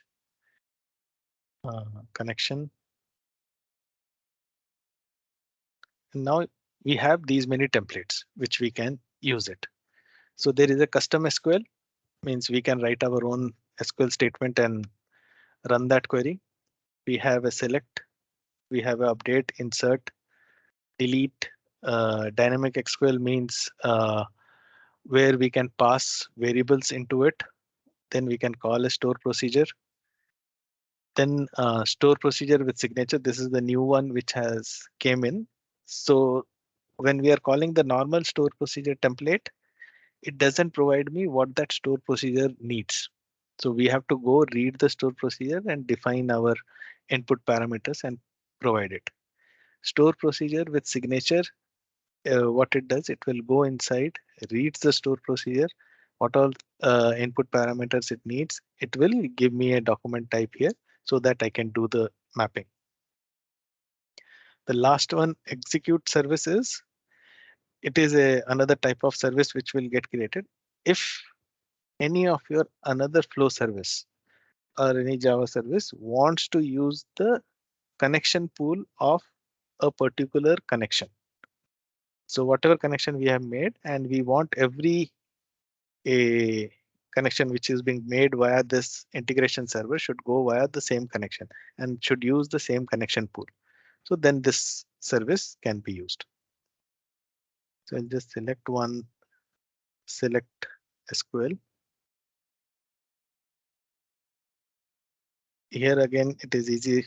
Just we have to go select the table which we want to query the data on. I've queried it, select whatever fields which we want. It will create it and it will also create the output field here. If we have any where clause, we can write that where clause here.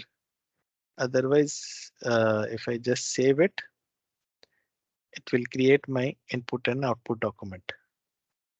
So, okay, this is a select query. I have not given anything as an input.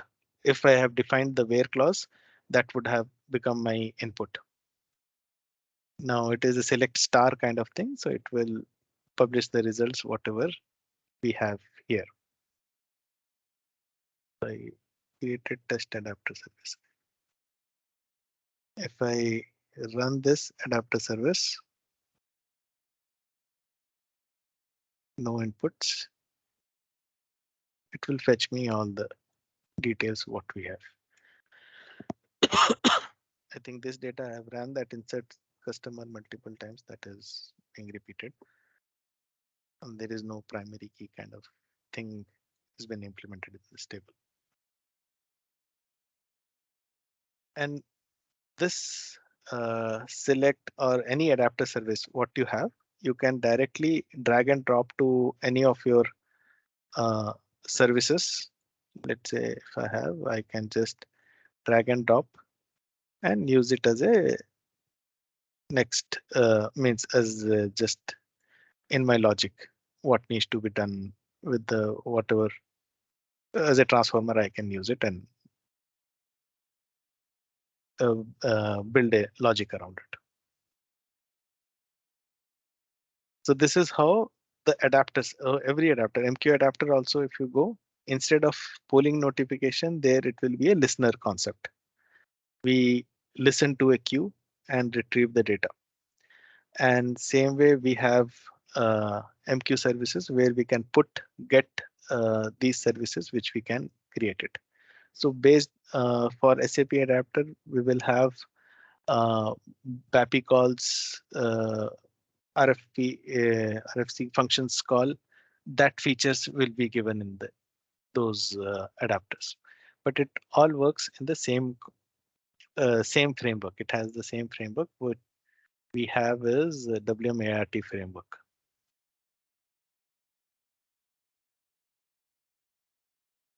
This is the framework, and at the adapter ART level, we have this statements like start transaction, commit transaction, rollback transaction. If we are using a connection type of local transaction, then these statements are needed. If we have not mentioned these statements, flow service as a whole will be taken as a transaction boundary.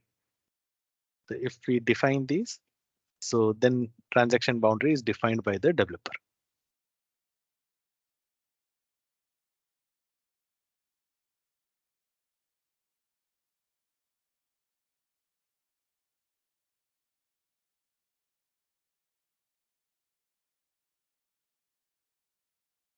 So this is how notification works.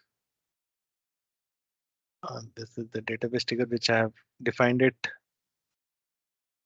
Means it is like the moment insert happens, database trigger will only take that record and push it to buffer table, and then that will get published as a notification. And that once this is another thing, the moment it is published and gone to the messaging layer, or it has messaging layer, this data has been deleted. But if we want to control that it should not get deleted unless my subscription service, what I have configured with the trigger, is successful, then there is a trigger functionality which we will see tomorrow, that how to control that. Don't send a successful notification yet. Once my service get completed, then only send the acknowledgement, and then only the delete will happen. Can you show us this type of transaction can be made through this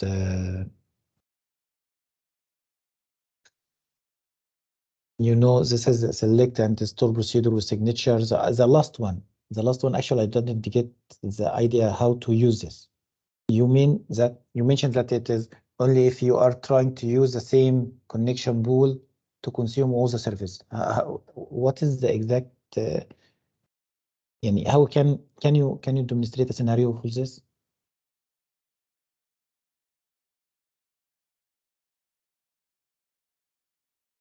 That, let me try. I have also not implemented that. Let me try to do that.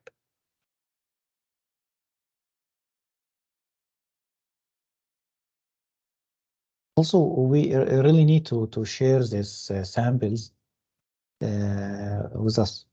I don't know, Jamil, if you are here, can you communicate with Nitrogen to provide the samples as soon as possible? Sure. Jamil. Or yeah, Jamil, maybe you say yesterday you will contact Nitrogen about this, but I'll let Jamil follow up with Nitrogen to provide this data. sure. Yeah, that. Okay.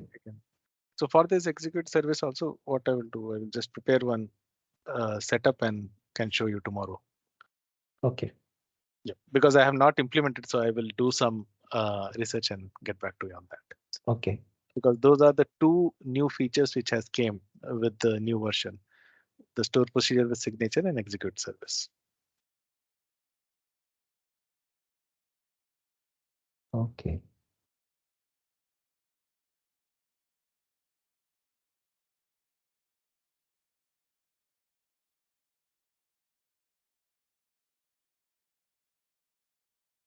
This has been done.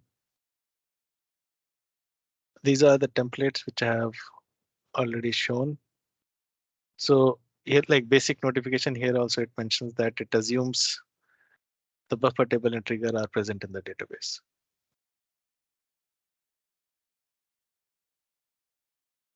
Buffer table, we have already seen. I can show you. This is where the buffer table is visible when we create the notification. So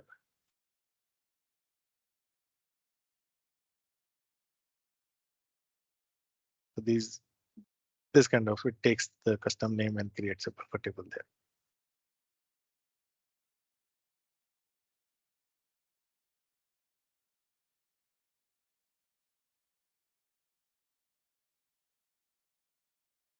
Since I've quickly shown that, hope you would have taken notice that tables we have selected. There are column names which will come here, and output field which we define here. By default, it gives a name. If we want, we can change it. And based on that, a output document gets created, so that when we use in our flow services, we can use those fields. When we create notification, also we get options like which provider we want to. So currently what we have used, web methods messaging provider, that is the default one, which we have configured in our messaging. And quickly show which connection it has used.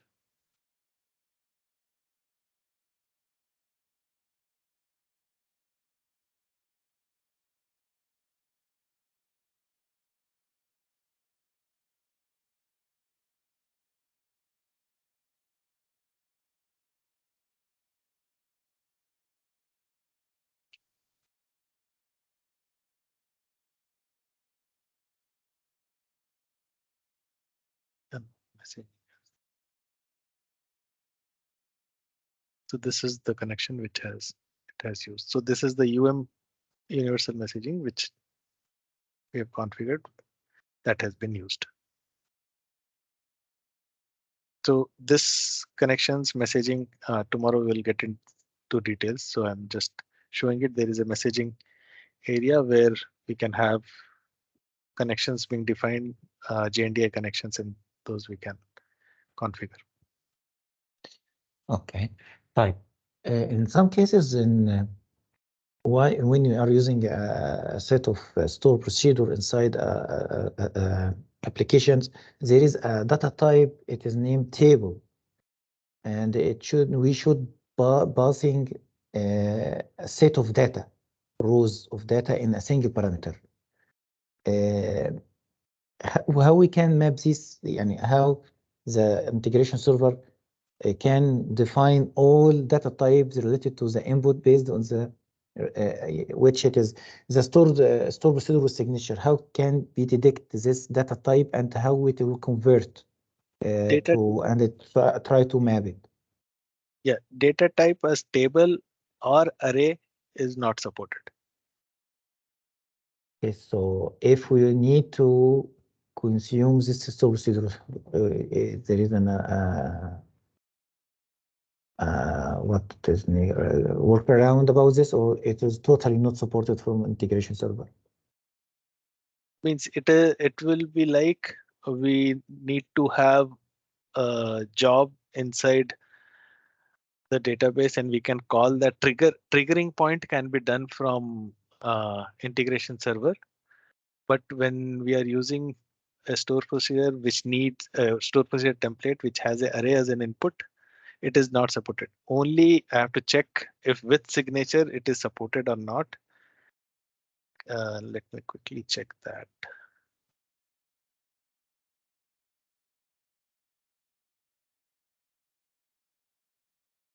Let me check back, because specifically I have read about this.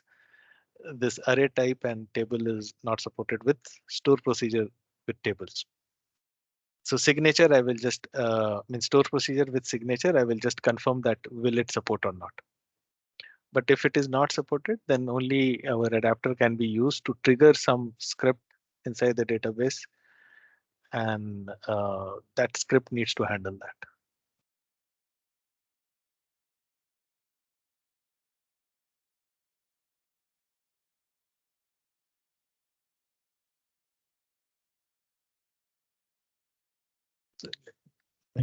So, okay, regarding the when we are developing the service using a set of connections predefined by the admin on the integration server, and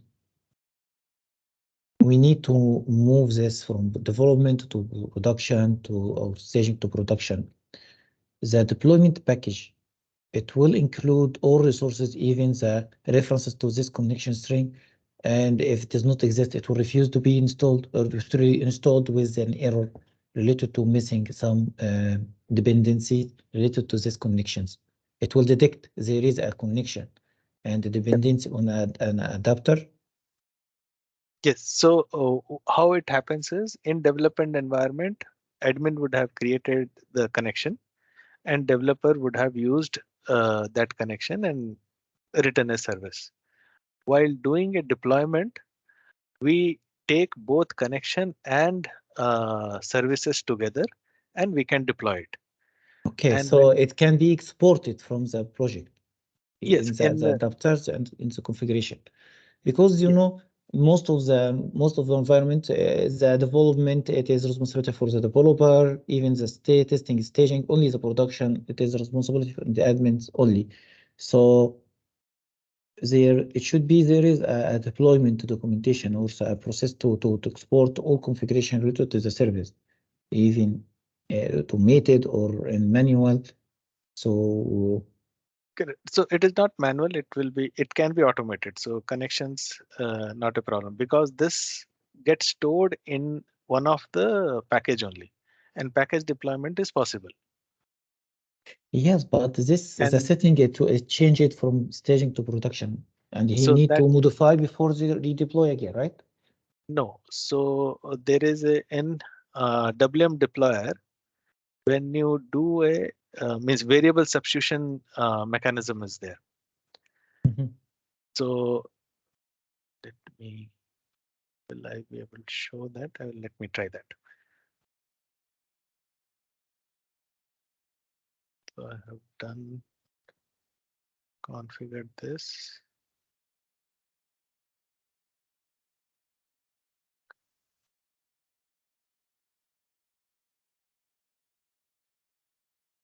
Packages, okay, common packages is selected.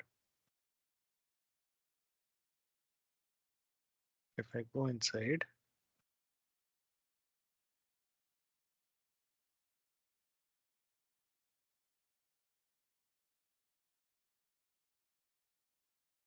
so I have this connection also.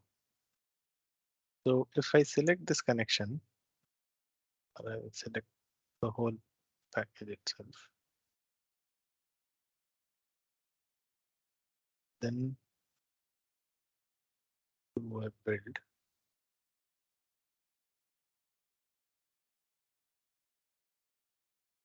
Then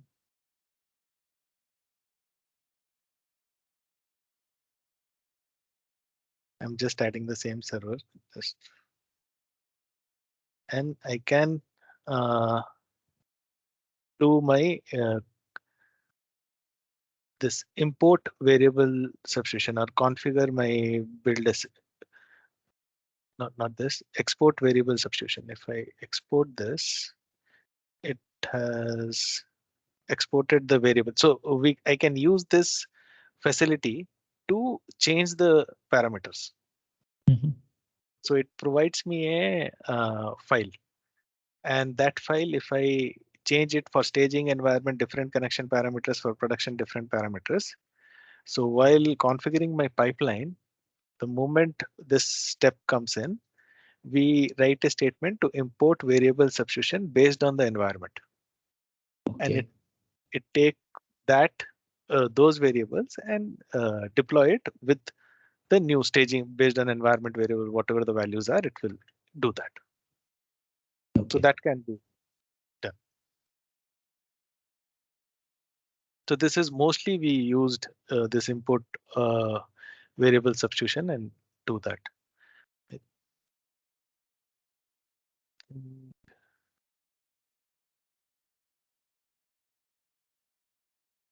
No, it is not exporting it, but we can do it easily.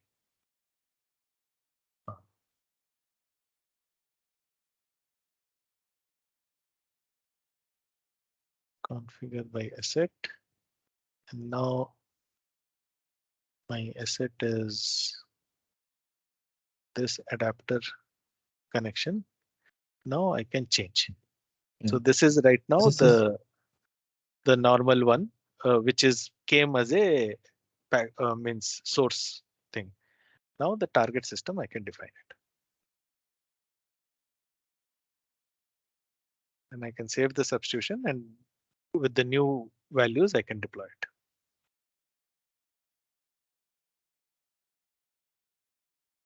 So this is in container world also, you have these configs are totally exposed outside.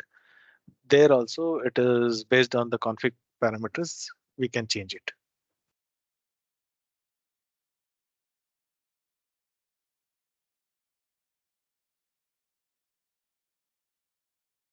So this, that is the reason this variable substitution in the deployer being used.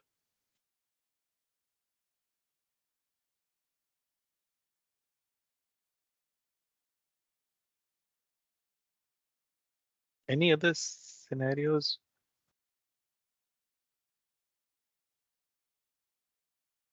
so far so good, but you know, sometimes you're facing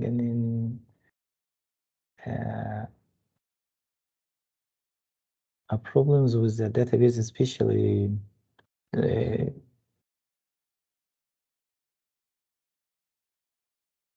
Related to connections, or yeah, you know, this is sometimes we are facing like when we executing the store procedure, especially from this Oracle database, sometimes they providing a schema different in a development different than the schema related to the production, and even we need to consume or execute this store procedure using this full schema name. And maybe also it need to be changeable from staging to production. Maybe this case also we facing. correct. So mostly what we do is, means I can select with current catalog, current schema. So based on connection, what we have made, it will choose the schema and move forward, and we totally work on that. That kind of problem comes is if we are getting into some schema and then selecting it. What will happen is it will type a name that acme.src customer. And in production or next environment, we will not have Acme. It will be some other name. Yeah. Then it becomes a problem. Means it will become a code change. Means I have to come here and change and point to the same server. So most of the time we go with current schema, and connection should identify which schema it is. Sometimes they grant yeah, okay, I know this can be changeable, change it from the code, but we have legacy schema versions and or schema setting related to you have a schema, and here this is the login you have, but you grant the permission to access a different schema to execute a specific store procedure specific package. So you need to execute the package with the schema, a different schema name, different than which you are logging. Okay. So else they need to change and they do something in the Oracle to make this package available in your schema. Okay, so in that scenario, we have a dynamic SQL template. Okay. So what it means is I can define a variable out in my global variable or somewhere that use this schema for this environment. And that property, I can use it in my dynamic SQL template to replace the value with.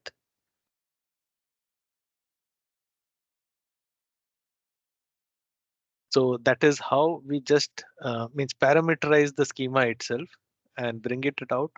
And that parameter I can just use it in my code. So I will not come back and touch the code again. It is only a configuration change based on the environment. I will do it.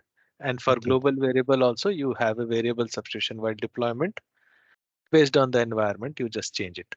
Be it a global variable or be it any configuration. Whenever we define a configuration, we do it in that fashion. But okay, Regarding this adapter and connection string configuration, in .NET environment, we are able to use scan name or a DNS related to the database, and automatically with set of option inside the ODBC adapter in the .NET and the connection string setting, we are able to do automatic failover when the server has been failed over from one cluster to other cluster.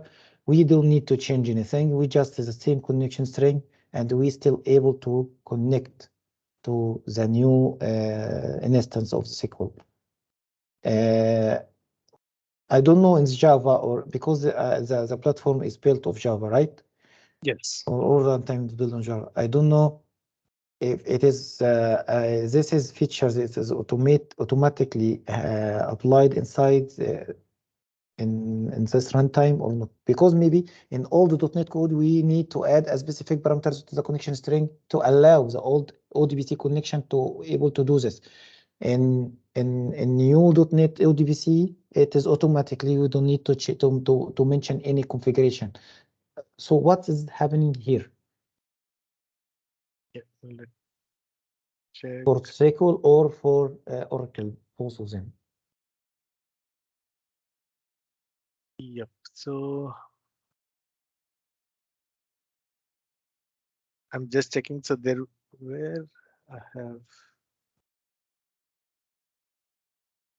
pulling notification also takes only one pair. So failover.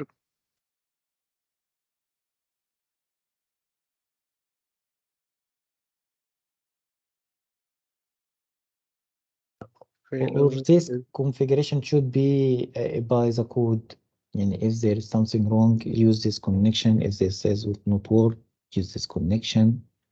yeah, programmatically we can do it. So based on whichever is available, we can configure that.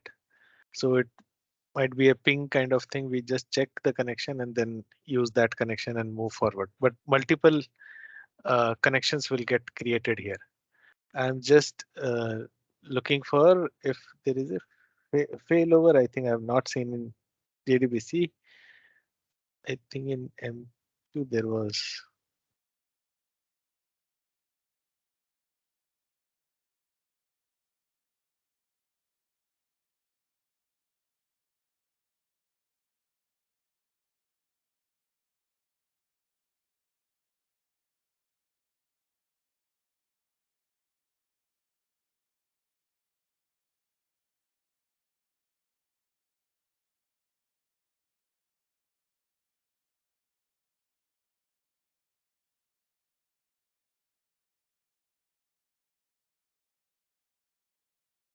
No, failover is not there.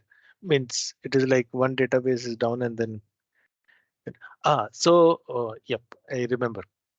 So there is in our connection parameters, when we are giving the database URL or things, we can define alternate server.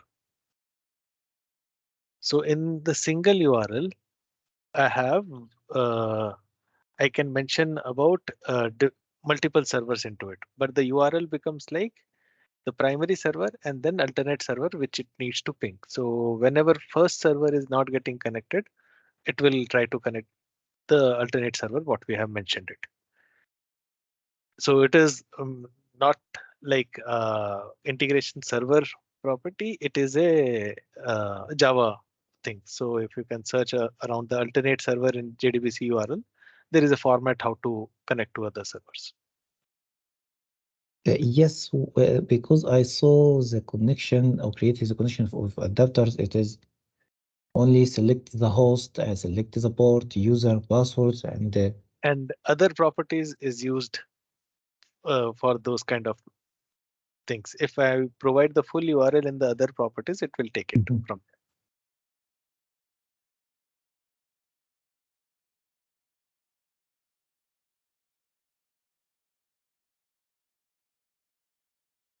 So mostly this other properties section is being used Means I can provide the full URL with alternate server things, it will take that.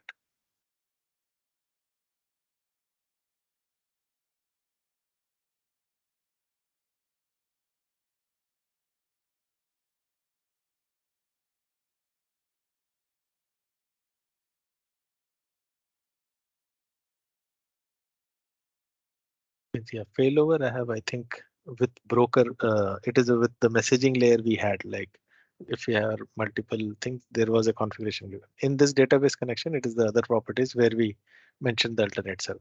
There is a syntax specific to each database. It is there. We have to follow that. Okay. So regarding this begin transaction and commit the transaction level on the flow.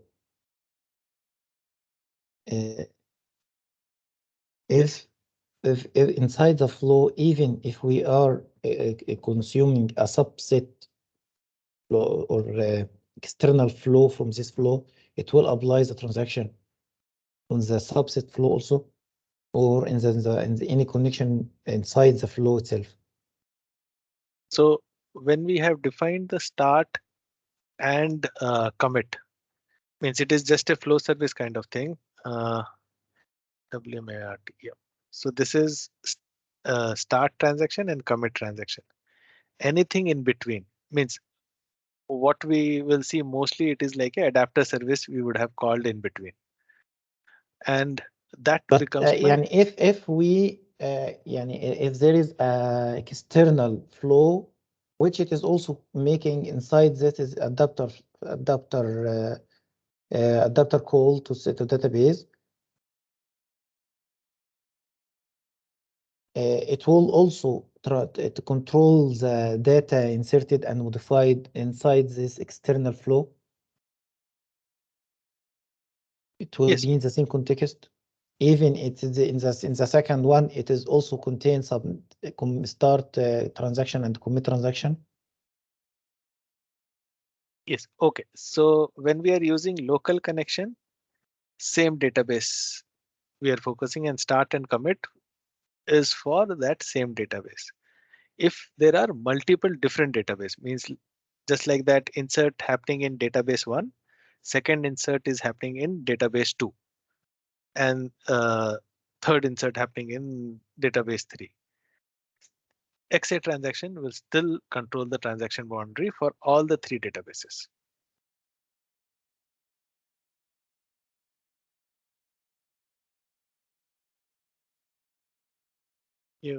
Okay, you are using here, but if you insert here, you set you drag a flow service like this is add to number, and the other one like mass conversion, whatever any service flow you can drag between this start and Commit. Yes, commit. but yeah, Each one of them it has its own start and commit transaction. What is the exact happening here? The main flow start and commit transaction, it will work and it will not, it will ignore the internal start and submit transaction if all of them using the same database, the same table actually, but the correct. different say business. Yes, same connection but different tables if I am using it with local transaction type. If I have defined it, start and commit. So this transaction is only for database connectivity. Start and commit, and whatever services like now, after that I can have another multiple services here, and then commit transaction. It will define that transaction boundary. So let's say insert data in customer, insert data in order, insert data in some transaction table. All 3 will be under this transaction boundary. If any one of them errors out, it will be rolled back. Yes, this is a direct adapter service, but if you have a flow service which it is calling adapter service, you are able to consume other flow service from different package, right? Yes. So if I drag one of other flow service, which it is inside this flow service. There is adapter call, and it is يعني a subflow inside this service. This Correct. So- transaction scope, it is applied inside this in the subflow also. So it will be handled differently. yeah, if the subflow adapter service is using a no transaction connection type, so that means it will get committed. It will not come under this transaction boundary. But if the subflow database service is using local transaction type, whatever the connection he has made it, then it will come under this transaction boundary. The parent service transaction boundary will be taken into consideration. So every adapter service, what we are using between start and commit should use local transaction type. Then only the full transaction boundary will be considered. If by chance any service which has used a no transaction type, that will be a flow level commit will happen.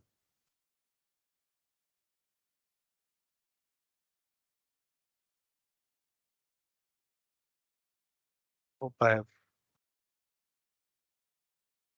clarified it.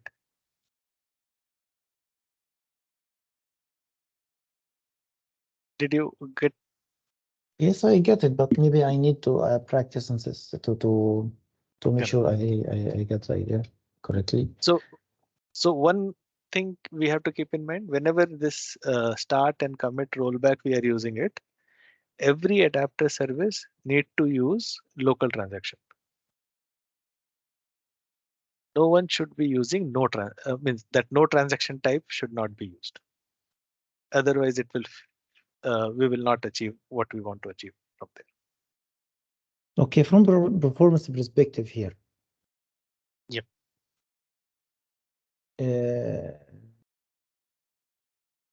Is this transaction through this through the adapter flow, it make any locks inside the database causing I don't know, it is When we are using adapter service, it will not make any interference with the target database. So only connection details is exposed. We will be consuming their threads. Whatever number of connections we make it, that consumption will happen. okay. The integration server itself, it is controlling the pooling and the reuse the pool for the connection using this adapter, right? Yes.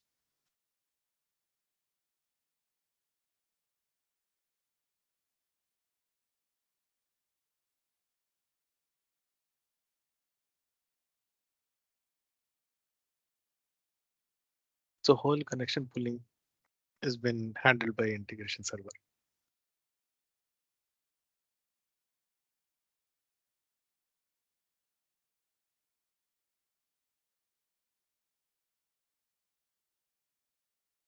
So mostly means it will, if you are trying it out, this local and no transaction means it will really means it will be easily implemented, but you can view that the commit and things are not happening and when to roll back. So mostly we have to, any error happens, it will be captured in the catch block and the rollback should be defined in a catch block.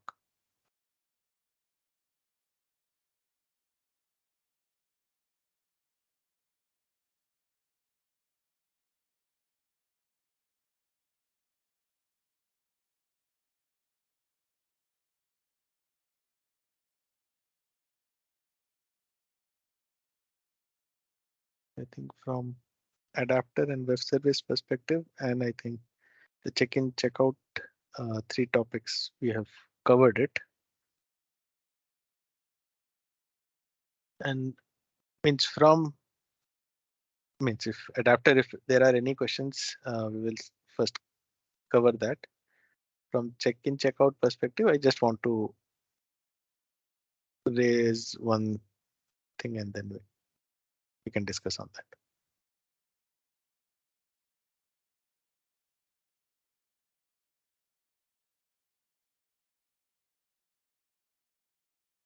So any questions in adapter?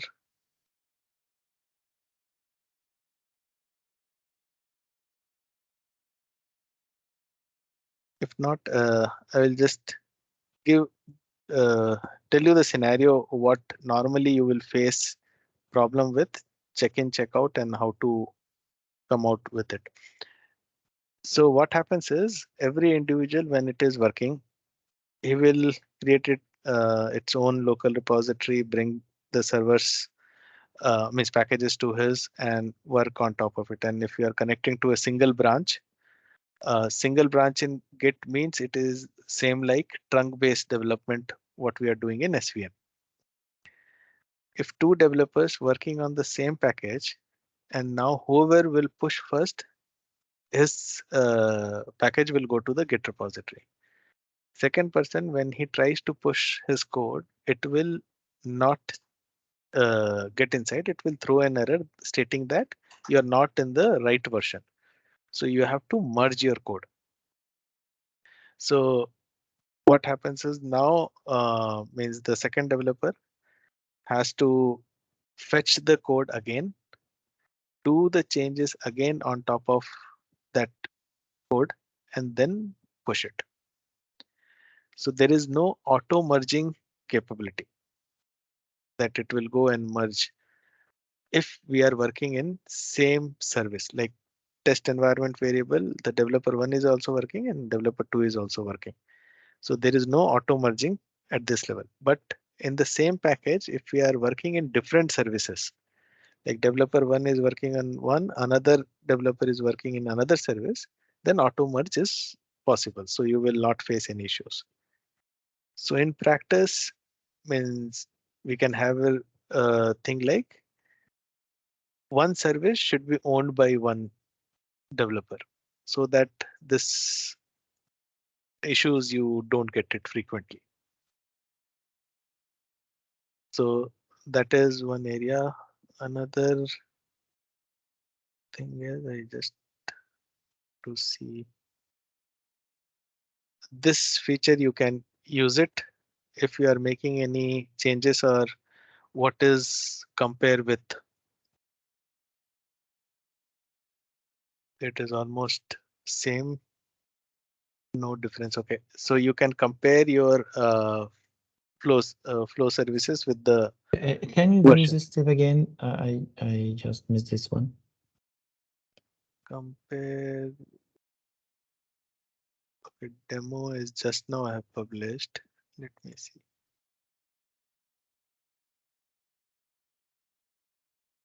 That or test environment.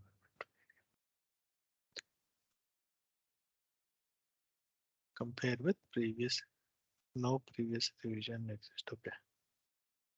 Int I'll add. It's not this.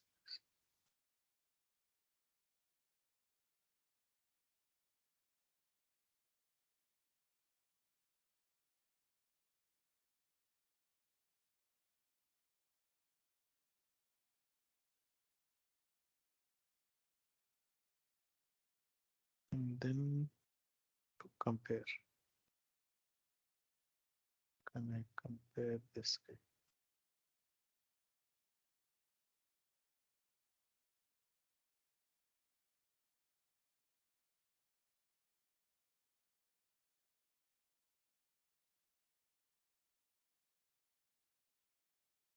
Okay. So with this means you can compare with the two means the packages, what has been checked in and what we have in our local server. And then based on that, we can say that, okay, what has been changed and what has not been changed, and we can do means fix the code. Same way, you can use this compare feature with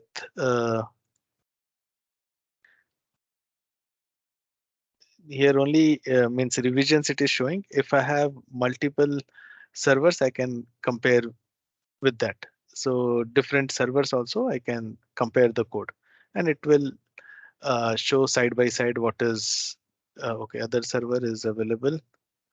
Okay, this is connecting to the same server. Both are same pointing, but if you have multiple other servers, you can just click that. It will compare the code. It will come very handy when there is a conflict between two codes happen. And you can just compare what is the difference between the two and identify what needs to be changed. In cluster environment, let's say somebody manually changed one of the parameters or some code, and one server is behaving in a different way, another server is behaving in a different way. Quickly, we can just compare these packages and find out what is the difference. So this compare elements with other server, you can just compare it. It can be used between prod and non-prod environments or test and dev environment. And then compare with can be used to compare with the Git repository.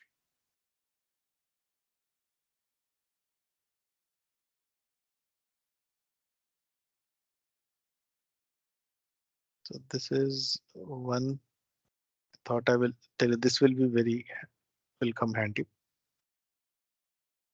And overall means check-in, check-out is normal, but there should be a release process to be defined. How release will be taken, when my code will be deployed. That I think project team will anyway working on it, but release process should be also considered. What will be my deployment strategy?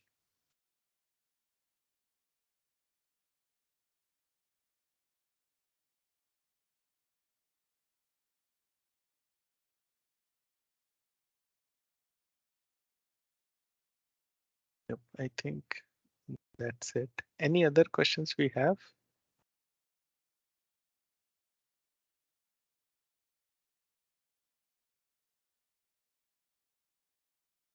You got the compare with feature, right, of Designer.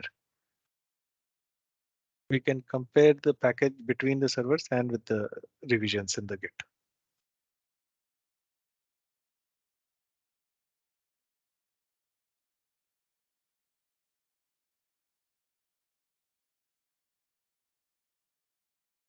Okay. Any Karen, regarding this polling adapter configuration, and you once you create that triggering and title this to flow messaging service, right? Which it is connected to the messaging GMS or what local messaging.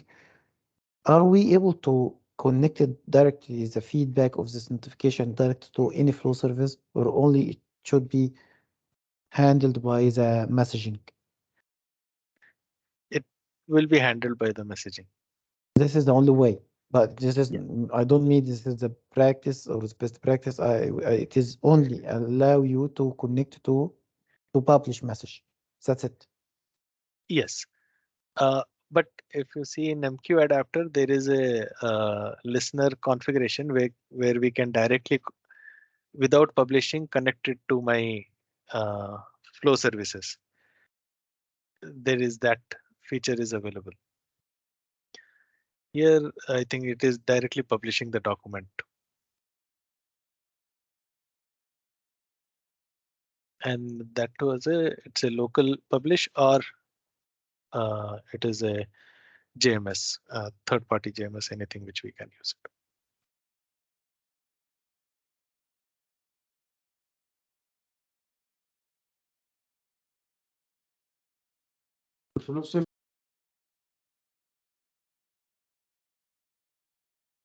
So what we get here is that we are able to call a flow service, not messaging service, right?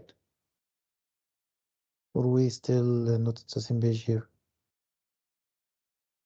It is notification is via messaging, and then we configure a trigger and then receive it. MQ adapter gives that feature.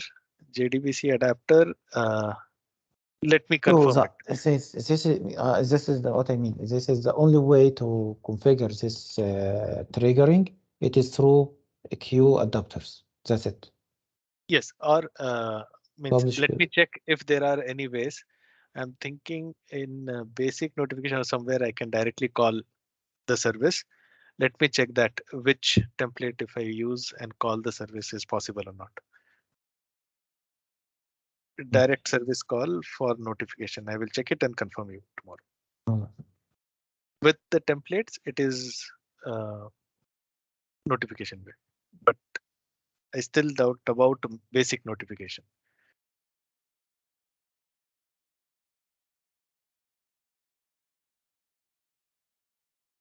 okay, if this pooling it is can be connected to the a view, because it will only it need to create a trigger, and this trigger is not applicable in the view. So it's okay, it's a table only. Okay, Correct. okay. So Yeah. you can have a materialized view and work on top of it. Yes, materialized. Yes.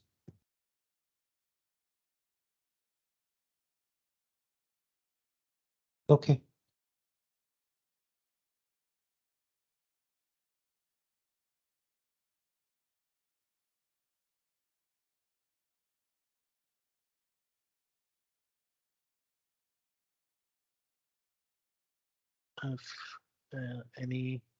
If we don't have any questions, then we can close for the day.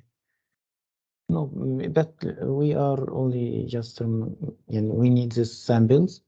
This is it will be helpful for us. Sharing Sure. this So what resources, I it will, will be helpful. yeah, what I will do is I will provide this to Natarajan. I think Jamil, if you can follow up with Natarajan, that will be helpful for me. Okay.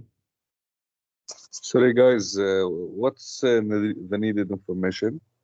The resources and the samples related to this session and the yesterday session. Okay. The sessions. Okay. Also share with us the recorded video. Sure. Sure. Okay. Mr. Carr, can we Yeah. have the slides also? Yeah. So mostly the resources, what we are speaking about, the slides, and if whatever sample things what we are using it during that. I think both. I am assuming these two things are needed. Thank you. Yep. So only thing I will not be able to share it directly. I have to go via Natarajan and Yusuf. So I will provide it to them and they can get in touch with you guys. Okay.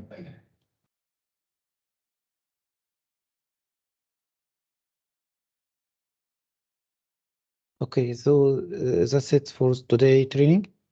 Yes. Okay, guys. Yazid, do you have anything you need to inquire about, or we can close the session? For today, thank you. I don't have any question.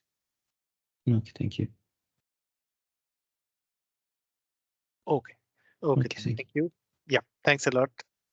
And tomorrow we'll meet again. Okay, thank you, guys. Thank you.